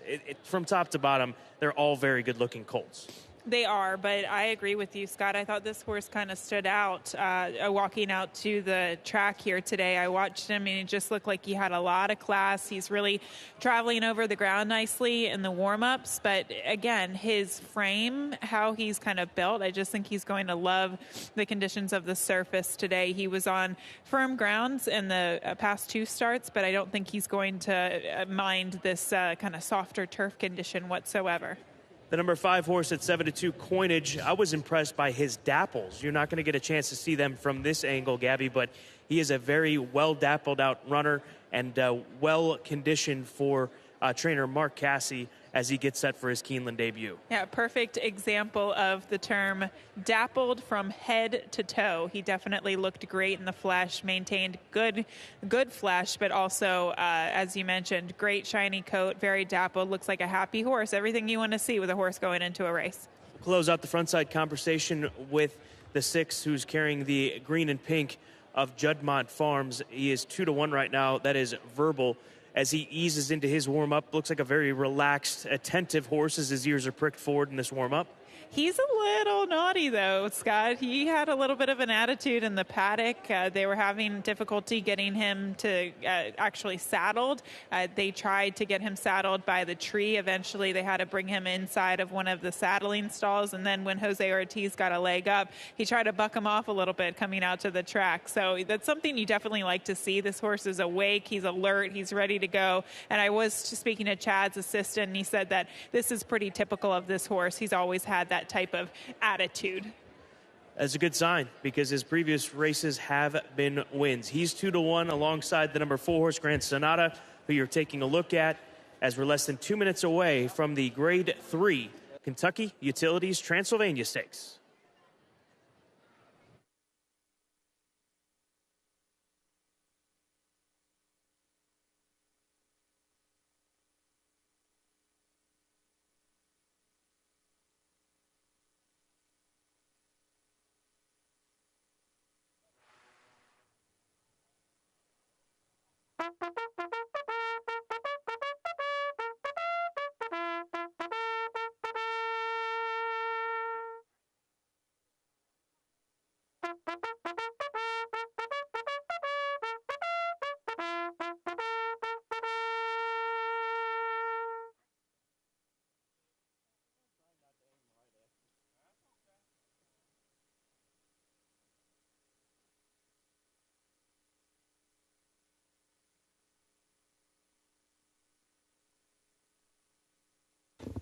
The horses have reached the starting gate for Keeneland's 8th race, 34th running of the Kentucky Utilities Transylvania Grade 3.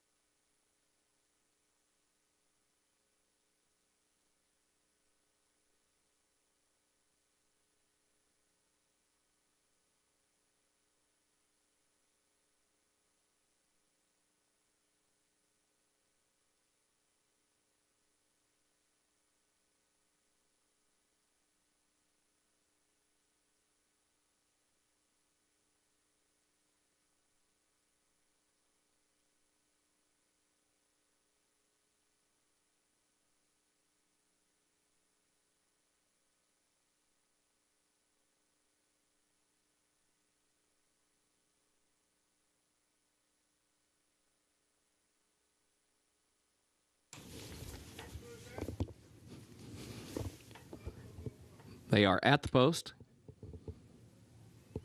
And they're off in the Kentucky Utilities Transylvania. There's Coinage from the outside, Credibility toward the inside, Napoleonic War in between that pair. Credibility now moves forward against the rail, has a half-length lead as they head to the first turn. Coinage goes second, a length and a half. Napoleonic War stays a lane off the rail in the third position as they enter the first turn. But Credibility is the early leader, with Coinage right there just off the leader's flank. And then Napoleonic War, who's toward the inside in third position, tries to settle down and relax there in third, right behind the leader. Verbal goes wide, 3 lanes off the rail, in fourth with Grand Sonata fifth. Now taking fourth ahead between horses, and Psy Dog is last of the 6. The opening quarter went in 24.85 seconds. Up the backstretch they go. Credibility, Coinage, 1-2. Now they're on even terms as they reach the midpoint of the backstretch. Verbal goes third up on the outside, just over a length off that front pair, stays toward the center of the course. Grand Sonata is fourth in between horses. Napoleonic War fifth to the inside, and Psy Dog last of the 6, but right there with the rest. 50.16 seconds, the time for the first half mile. On to the far turn they go. Coinage again draws alongside of Credibility. Coinage ahead in front. Here comes Verbal to join that pair now as they move off the far turn to the top of the stretch. Grand Sonata fourth, Psy Dog a wide fifth. Napoleonic War gets the shuffle back to last. Quarter mile to go. Coinage is the leader now by 2 lengths. Credibility drops to last. Here comes Psy Dog. Here comes Grand Sonata. Moving on either side of Coinage. Verbal is fourth. Grand Sonata inside. Psy Dog outside. Coinage fights on between that pair. Psy Dog pokes ahead in front. A stubborn Coinage still there. Grand Sonata in tight toward the rail. It is Psy Dog in front from Grand Sonata. Psy Dog, Iran Ortiz Jr. win the Kentucky Utilities Transylvania.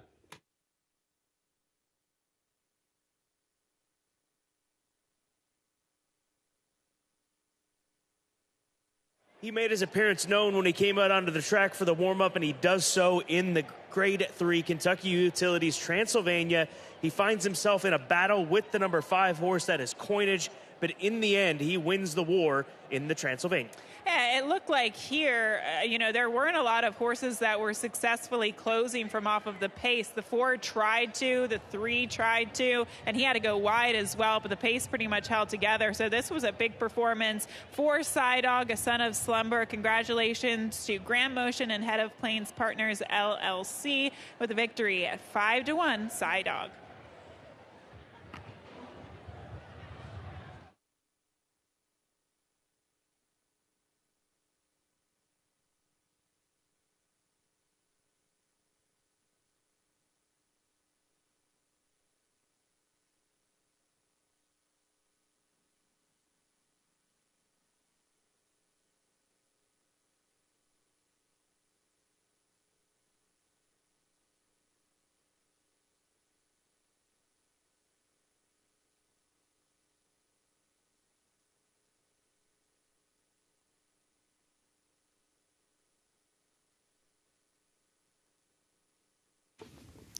Unofficial results of Keeneland's 8th race. Number 3, Dog, was first. Number 4, Grand Sonata, was second. Number 5, Coinage, third. And number 2, Napoleonic War, fourth. 3, 4, 5, 2, unofficial.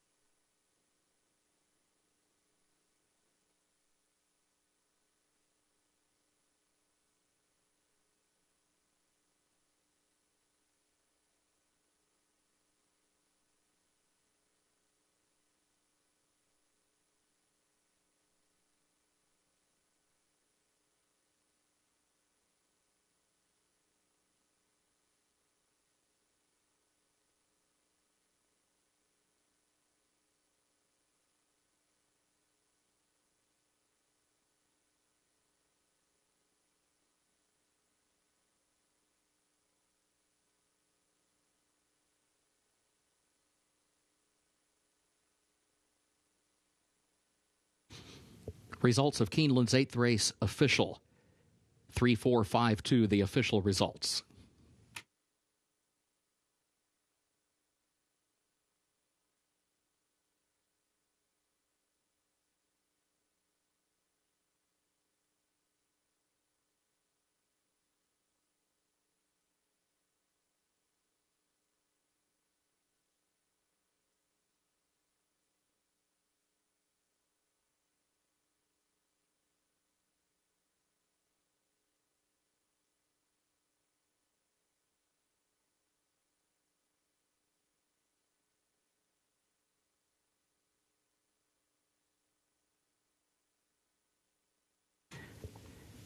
The official winner of Keeneland's 8th race, 34th running of the Kentucky Utilities Transylvania Grade 3. Number 3, Dog, owned by Head of Plains Partners, LLC of Saul Kuman, trained by Graham Motion. The jockey, Irad Ortiz Jr. Side Dog, a 3-year-old son of Slumber out of My Love, Venezuela by Scat Daddy. The winner bred in Kentucky by Head of Plains Partners and Madaket Stables. Mile and a 16th over the turf, listed good, 1 minute 45.38 seconds.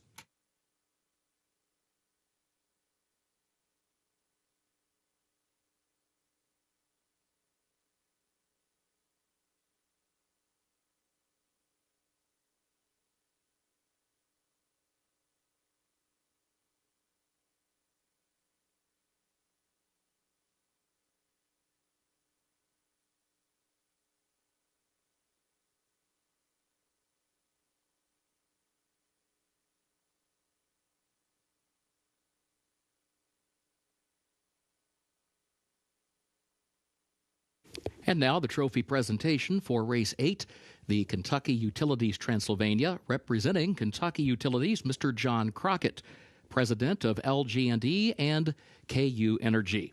He presents to the connections of Sidog.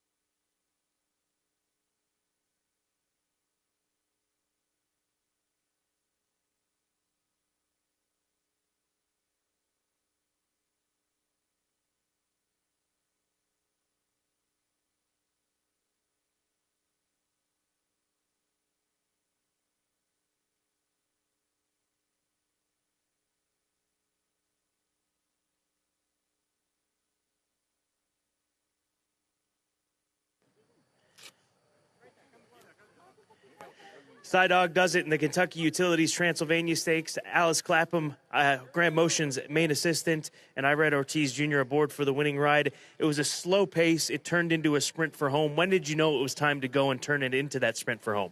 Honestly, my horse was traveling perfect the whole race. By 3 pole, I think it was time to pick it up. I got the 4 horse inside of me, looking some room, and I know Tyler have a lot of horse, so I decided to move step early and tip him out and go from there, and he do everything I asked for. He was ready. Graham Motion do a great job, and thanks the owner and the trainer for giving me the opportunity. Well done, Irad. Thank you. And Alice, part of that preparation, part of Team Graham Motion, where was your confidence level coming into this depth of field here at Keeneland in April? Graham had said that he'd been training really well at Fair Hill and he'd done everything right up to this point. So they said that we've been aiming for this race for a while and it all worked out very well. Certainly did. Side Dog proves himself best against this group of sophomore runners in the Kentucky Utilities Transylvania Stakes.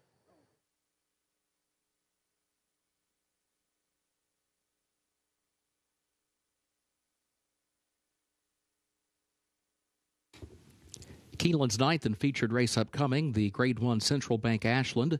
The main track is listed muddy. A reminder that race 9 at a mile and a 16th will finish in the short stretch at the first wire. Jockey for the 5, Sterling Silver, Tyler Gaffalione. Jockey for number 5, Sterling Silver, Tyler Gaffalione.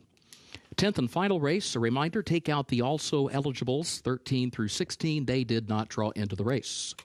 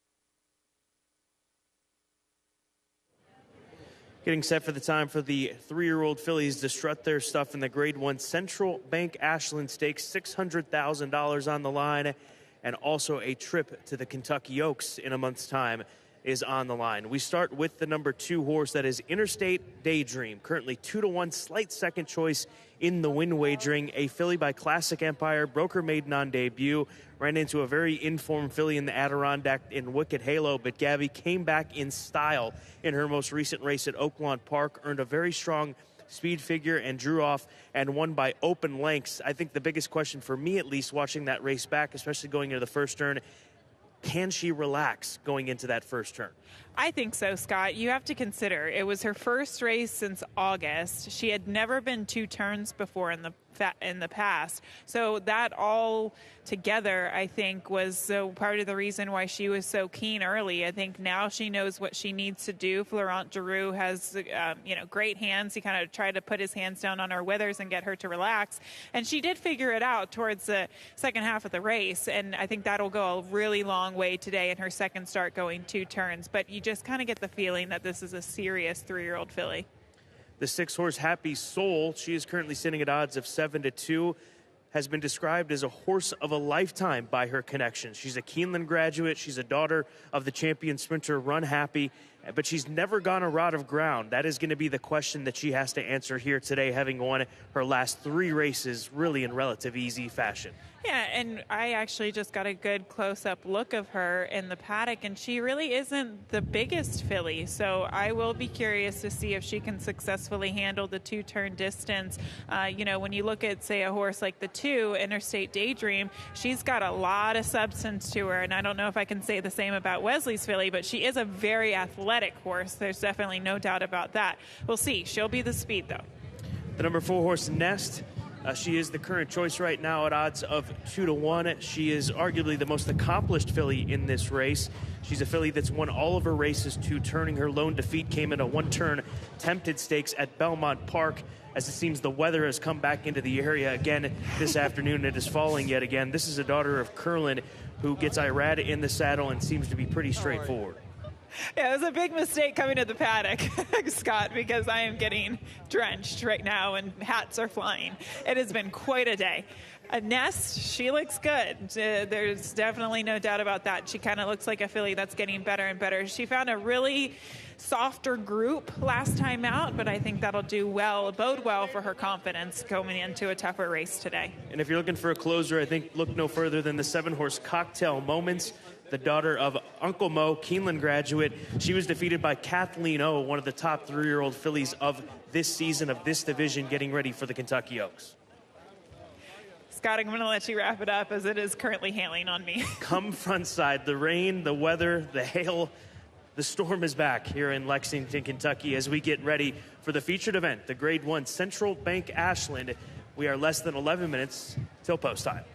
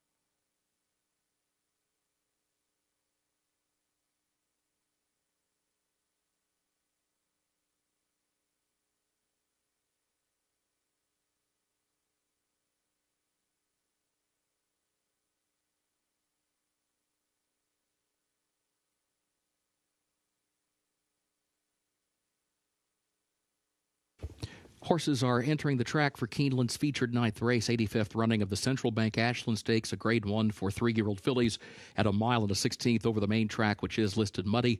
Race will finish in the short stretch at the first wire. No scratches in race 9. A reminder about the jockey change for the 5, Sterling Silver, Tyler Gaffalione. Tyler Gaffalione rides number 5, Sterling Silver. Post time at 6 minutes.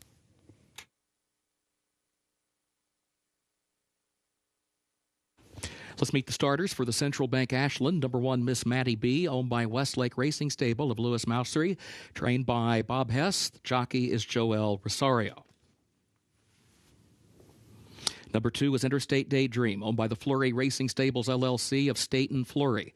The trainer is Brad Cox, the jockey, Florent Giroux.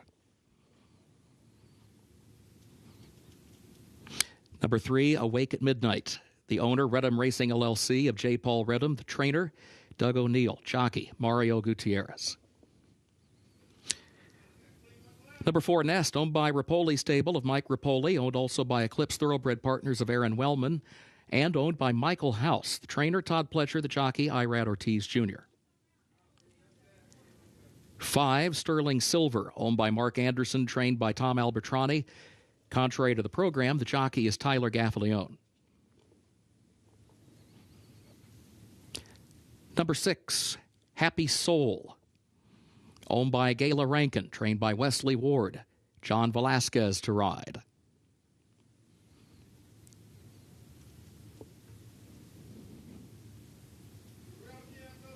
Seven, Cocktail Moments, owned by Dixiana Farms LLC of William Shively, trained by Kenny McPeak.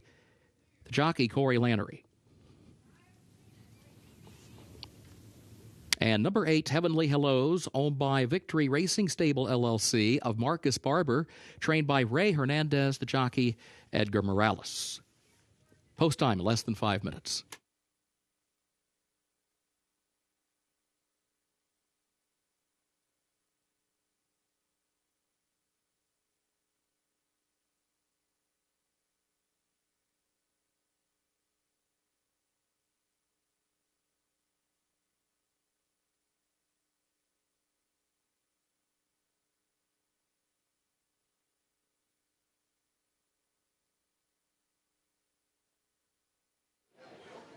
Less than 5 minutes away from the Grade 1 Central Bank Ashland. We'll start with the number 2 horse here on the front side. That is Interstate Daydream for Staten Fleury's Racing Stables, a filly by Classic Empire, and a filly that certainly looks like she's primed to take another step forward off of that most recent race at Oaklawn Park.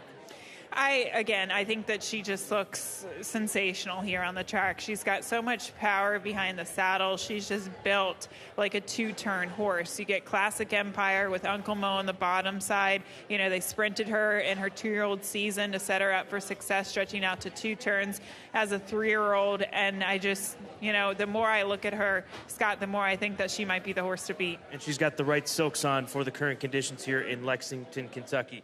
The number 6 horse, Happy Soul, for Gayla Rankin, the owner of this filly. She opted to stay home with her 16-year-old dog, Leroy, in Millsap, Texas, trained by Wesley Ward. Hasn't run since the Dixie Bell, where she was very quick that day, and we'll see how she handles the 2 turns this afternoon under Johnny V. Yeah, and I did talk to Johnny, and Wesley asked him after the race, should we go to the Beaumont? Can we stretch out 2 turns to this race? And At the time, I think Johnny thought that she can go 2 turns, but it really is a tough test. I asked him if she was going to be on the lead today. He said, I don't think I have any other option. And Scott, some people might be thinking, well, maybe the 2 is going to be the other speed in here. But after watching a lot of replays, I think the 3, Awake at Midnight, I won't be surprised if she's forwardly placed. She was very keen last time out. It was fighting the rider throughout. So she might be one to kind of haggle the 6 on the lead. I was here talking to some folks that are close to the connections of Awake at Midnight and said that she couldn't be doing better shipping in to Santa Anita, here to Keeneland Racecourse, and we've seen Doug O'Neill do it in the past and do it when training for his main client, J. Paul Redham. Less than 2 minutes to post before the featured event on opening day, the Grade 1 Central Bank Ashland.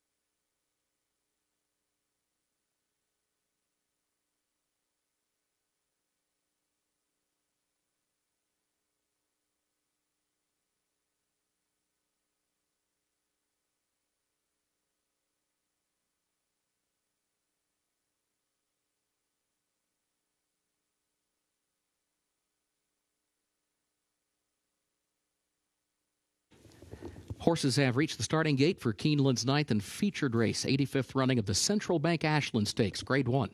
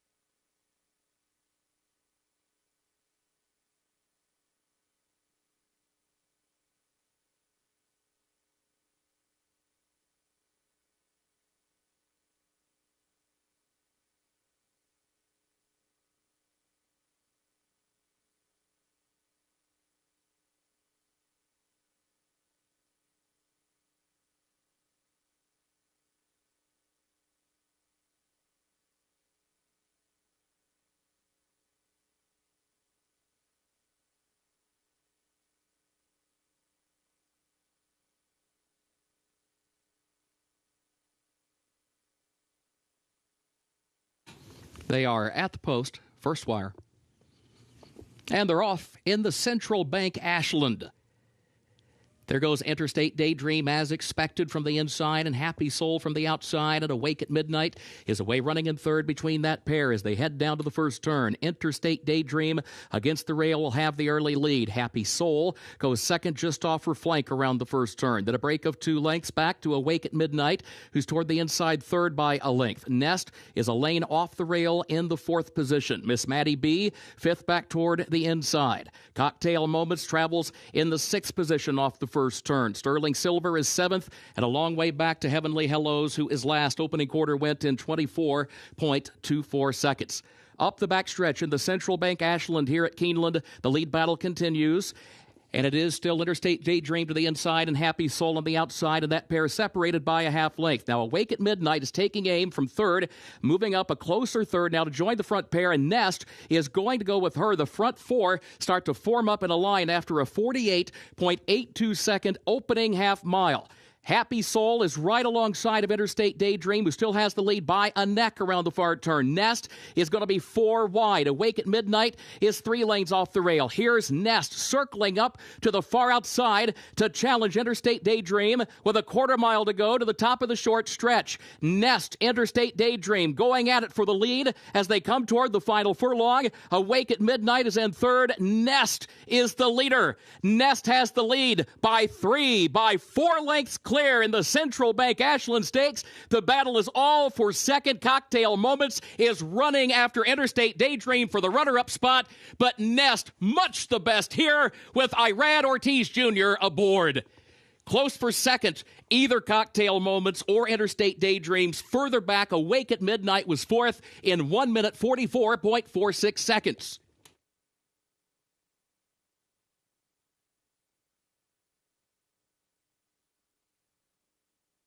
Now a 3-time stakes winner and at the highest level, a Grade 1 winner, Nest, the Keeneland September sales graduate from 2022. She made that move fairly early in the race wide, forcing the speed to maybe move a little bit earlier than what they wanted to, but no is catching up with this filly here today. She blows the field away in the Grade 1 Central Bank Ashland. How good are Curlin fillies each and every year, especially going to the Oaks? Mala thought it was a Curlin filly last year. Todd Pletcher, winner of this race, went on to take the Kentucky Oaks, and this filly just blew this field away. Very, very impressive. Nest, a winner of the Grade 1 Central Bank Ashland, and onwards to the Kentucky Oaks.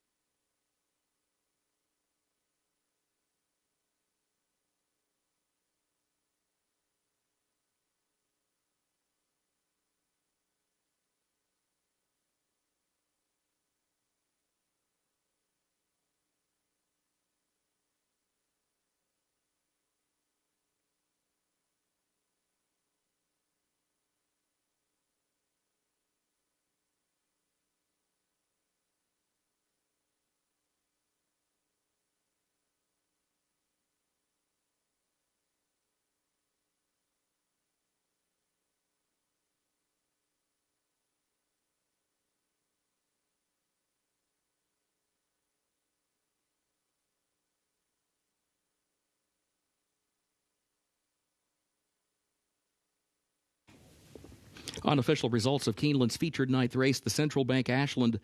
Number 4, Nest, was first. Number 7, Cocktail Moments, was second.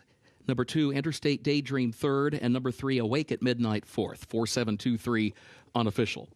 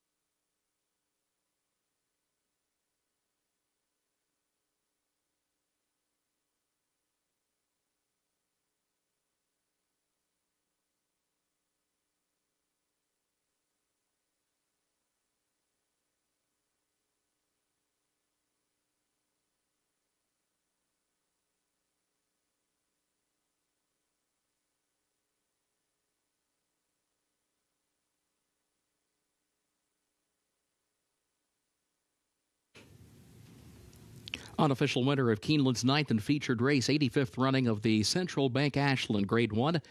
Number 4, Nest, owned by Rapoli Stable of Mike Rapoli, by Eclipse Thoroughbred Partners of Aaron Wellman and Michael House. Trained by Todd Pletcher, Irad Ortiz Jr. with back-to-back stakes wins on the card. Nest, a 3-year-old filly by Curlin out of Marion Ravenwood by AP Indy.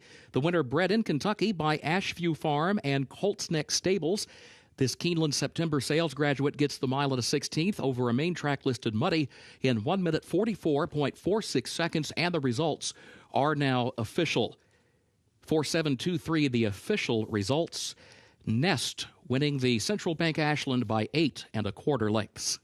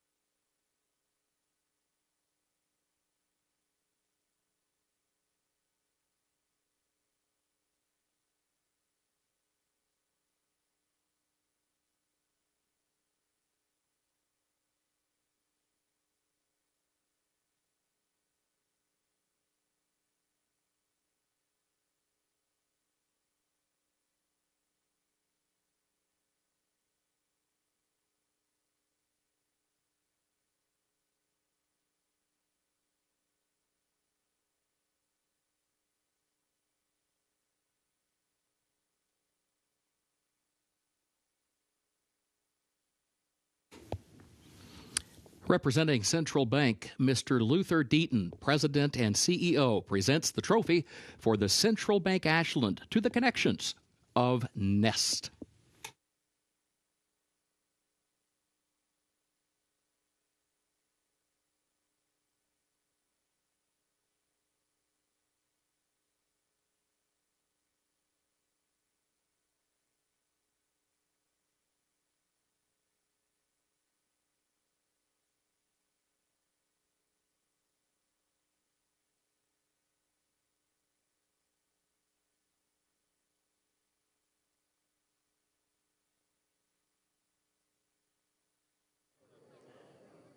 An exclamation-type performance from Nest in the Grade 1 Central Bank Ashland, conditioned by Todd Pletcher, ridden by Irad Ortiz Jr. You made a move early. You went wide. Why did you decide to make that move with this filly?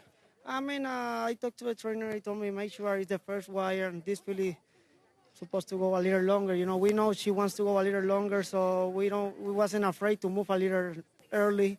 And she was doing easy, comfortable in the 3 post, so I decided to go, and she responded really well. So why taking a hold? I don't get on her way, and she did it great. She did great. Thanks the trainer Todd and the owners for giving me the opportunity to be in this nice filly. Well done on the stakes double here on opening day, Irad. Todd, this filly coming in, she was unbeaten in her 2-turn races. Watching Irad make that move, what was your thought as the race developed in front of her?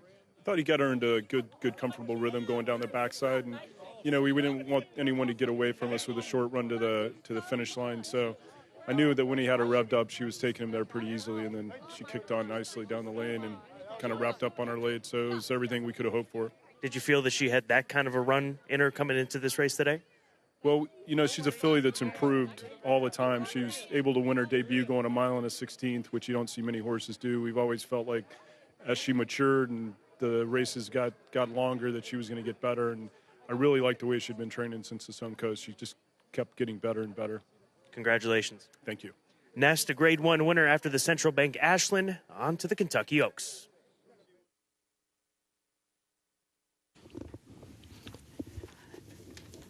Thank you, Scott. Keeneland's 10th and final race upcoming, including the Toyota Super High 5. A reminder, take out the also eligibles, 13 through 16. They did not draw into the race.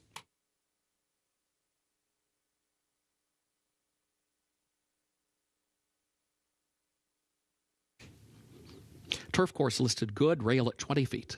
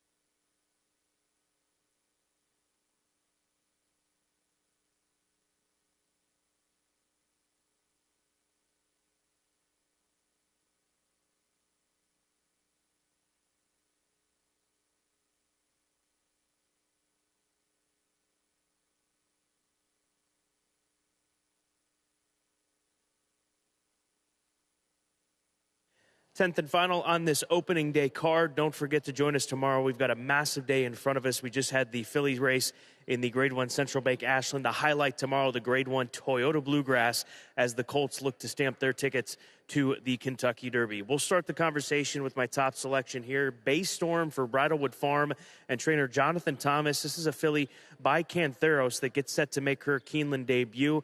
The question for her is how she's going to handle this turf course. But having walked out on it for the previous trophy presentations, it is in very good shape. The grounds crew has done an amazing job in getting this turf course to drain as well as it has with the rain that we've gotten this week and obviously here today. So Bay Storm trying good turf for the first time in her career. Hopefully it doesn't bother her because she has just been as consistent as the day is long in these turf sprint races. She's a stakes winner of the Christie Cat at Belmont. She'll shorten up to 5.5 furlongs.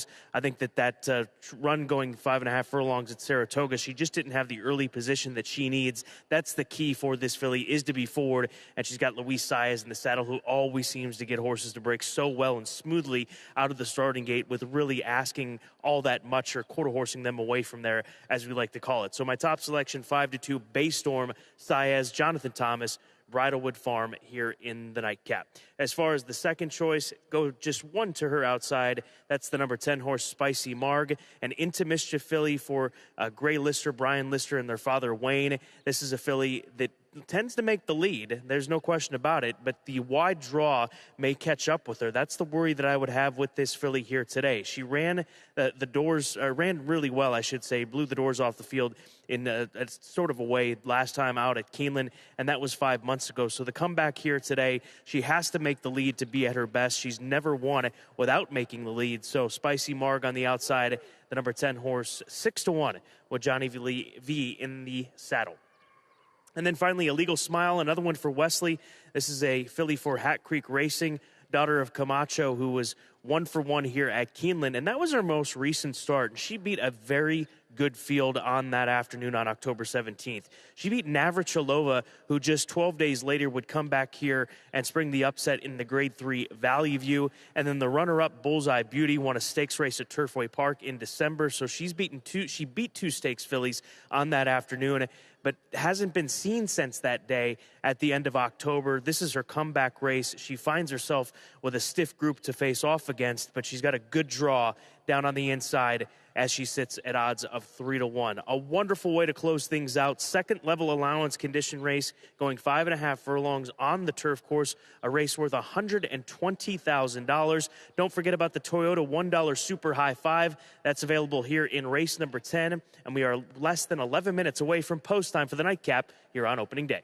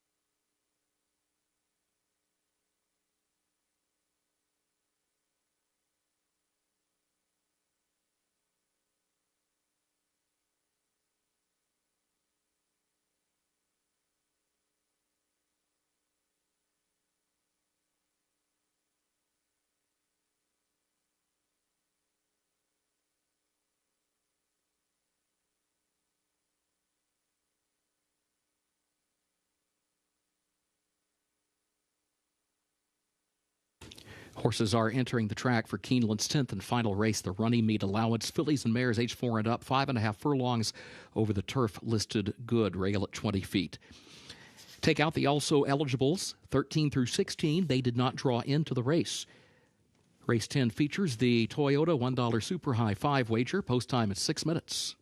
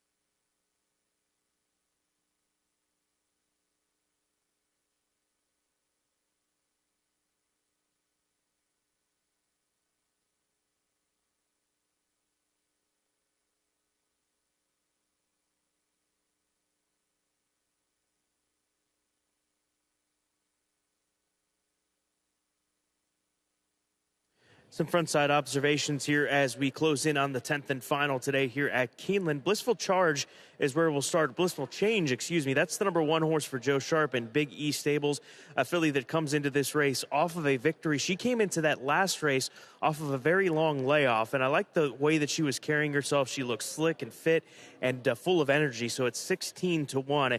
Don't sleep on the number 1 horse in this spot. I'd say the same about Angel Palm, another one that looked well coming out. She gets set to make her U.S. debut. She's got to be used to these kind of conditions with the wet weather that we're dealing with because she has spent her career prior to today and prior to the lead-up of this race over in Ireland. That's the number 3 horse, Angel Palm, for Juddmonte Farms. They have done such a great job through the years in figuring which horses make sense to bring to the United States and produce big runs. So we'll see if that happens here today. Hasn't run in 6 months under the watchful eye of Brad Cox, though, with work dating back to the end of February. But watch out for her. I like the way that she looks, and as she settles in here for this warm-up with less than 3 minutes to post. And then the 6-horse Threat Level Midnight for Ethan West almost sprung a 48-1 upset back in October here at Keeneland. She's had a workout recently at Keeneland. Hasn't run in about 2 months, though, the daughter of Dandy Man. She's got speed. Can she make the lead? We'll see if she's able to do that. She's 56-1 right now. And keep in mind, was within 2.5 lengths of springing a 48-1 upset. So she is capable. There's no question about it. If she can go with the Wesley Ward speed in here with horses like Illegal Smile on the inside, and then obviously more so with Spicy Marg, the number 10 horse, who sits at 6-1. It is the 2-horse that is the favorite for the time being, Illegal Smile, as we're less than 2 minutes away from the 10th and final here at Keeneland. Don't forget about that $1 Toyota Super High Five here for the nightcap.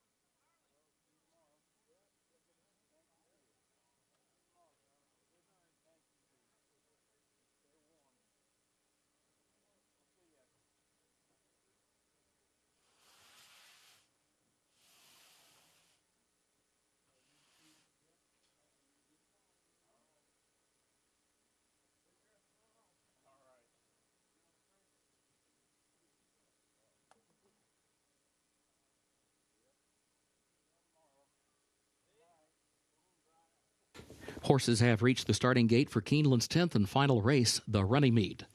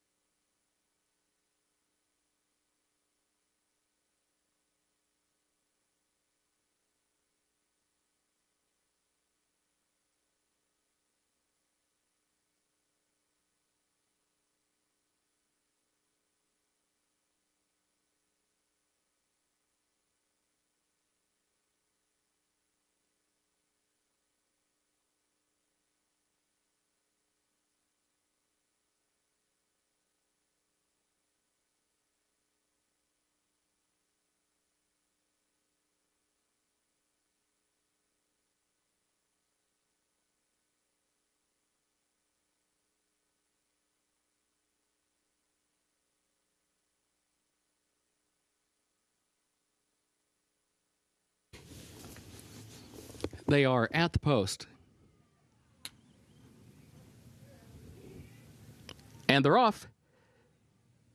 Threat Level Midnight, Spicy Marg. These two come right to the front. Illegal Smile joins them down to the inside in the 3rd position. Baystorm comes away running in 4th. Beachside Bunny 5th up on the outside. And then Blissful Change is 6th back toward the rail as they head for the far turn. It is followed closely by Foreign Exchange, 7th on the outside. Angel Palm behind horses down toward the rail in 8th. Mamba Wamba, 9th up on the outside. Lemos Cunha, 10th. Amalfi Princess is 11th. Almadrina, last of the 12. Threat Level Midnight leads at 3/4 of a length around the far turn. Spicy Marg is there on the outside and second by just a length. Bay Storm is looking for running room in third. In between horses, looks left, looks right. Now tries to squeeze through between horses. Now has to change lanes and is trying to find running room behind Threat Level Midnight. And now Bay Storm comes to the inside with a Legal Smile running past her, and a Legal Smile kicking on, and a Legal Smile by 3 lengths in the final furlong. Bay Storm in second. Mamba Wamba goes to third. Illegal Smile, 3 wins. Irad Ortiz Jr. on the day. Bay Storm second, Mamba Wamba third, and then Lemos Cunha was across the line in the 4th position. Threat Level Midnight was 5th. Off the 5-month layoff, no worse for wear. Illegal Smile with a beautiful run down on the inside under Irad Ortiz Jr. And as Kurt mentioned, sweeping the final 3 races of the day. She got a little lucky, too, with the fact that the 9 was caught up in the traffic that Kurt Becker had mentioned. But at this point in time, it didn't matter. She was in front by 2. She's going to maintain and even extend that lead a bit. 8-5 favorite. Illegal Smile for Hat Creek Racing, Wesley Ward, and Irad here on opening day to close things out.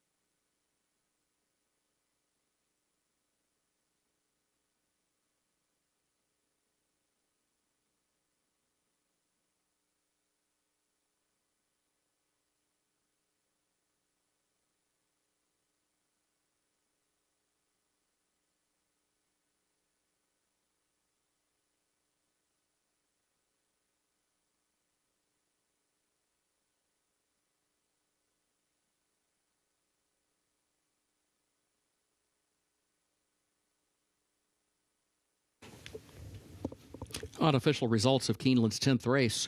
2 Illegal Smile first, 9 Bay Storm second, 5 Mamba Wamba third, 4 Lemos Cunha fourth, and 6 Threat Level Midnight was 5th. 29546 unofficial.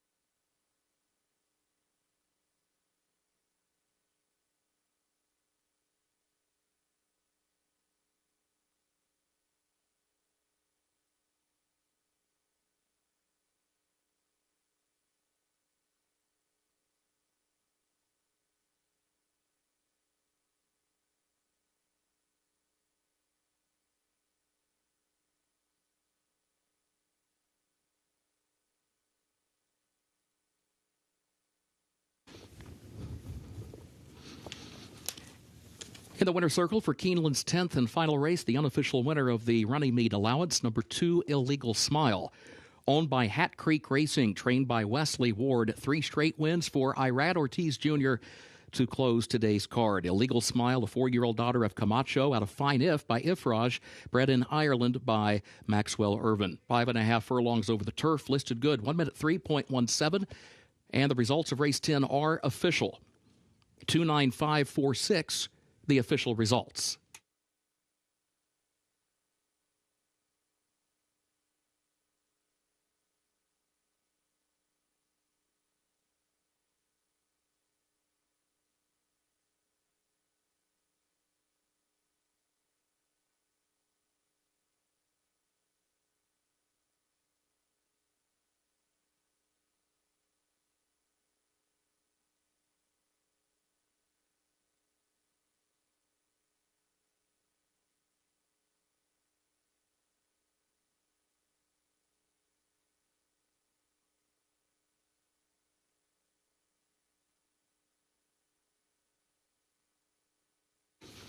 At Keeneland, the pick 6 pays on 6 of 6 with a consolation 5 of 6.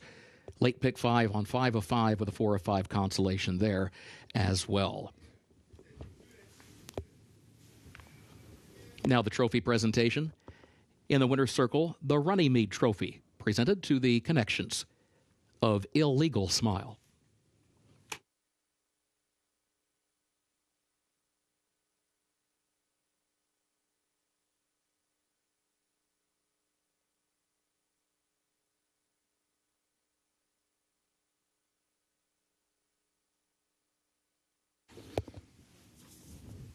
A reminder, the second floor grandstand, including the sports bar and the mezzanine bar, will remain open for simulcasting for another 30 minutes. You may advance wager any races scheduled to occur after that time. We thank you for being with us. For now, on behalf of Kentucky Utilities and Central Bank, thank you and good evening.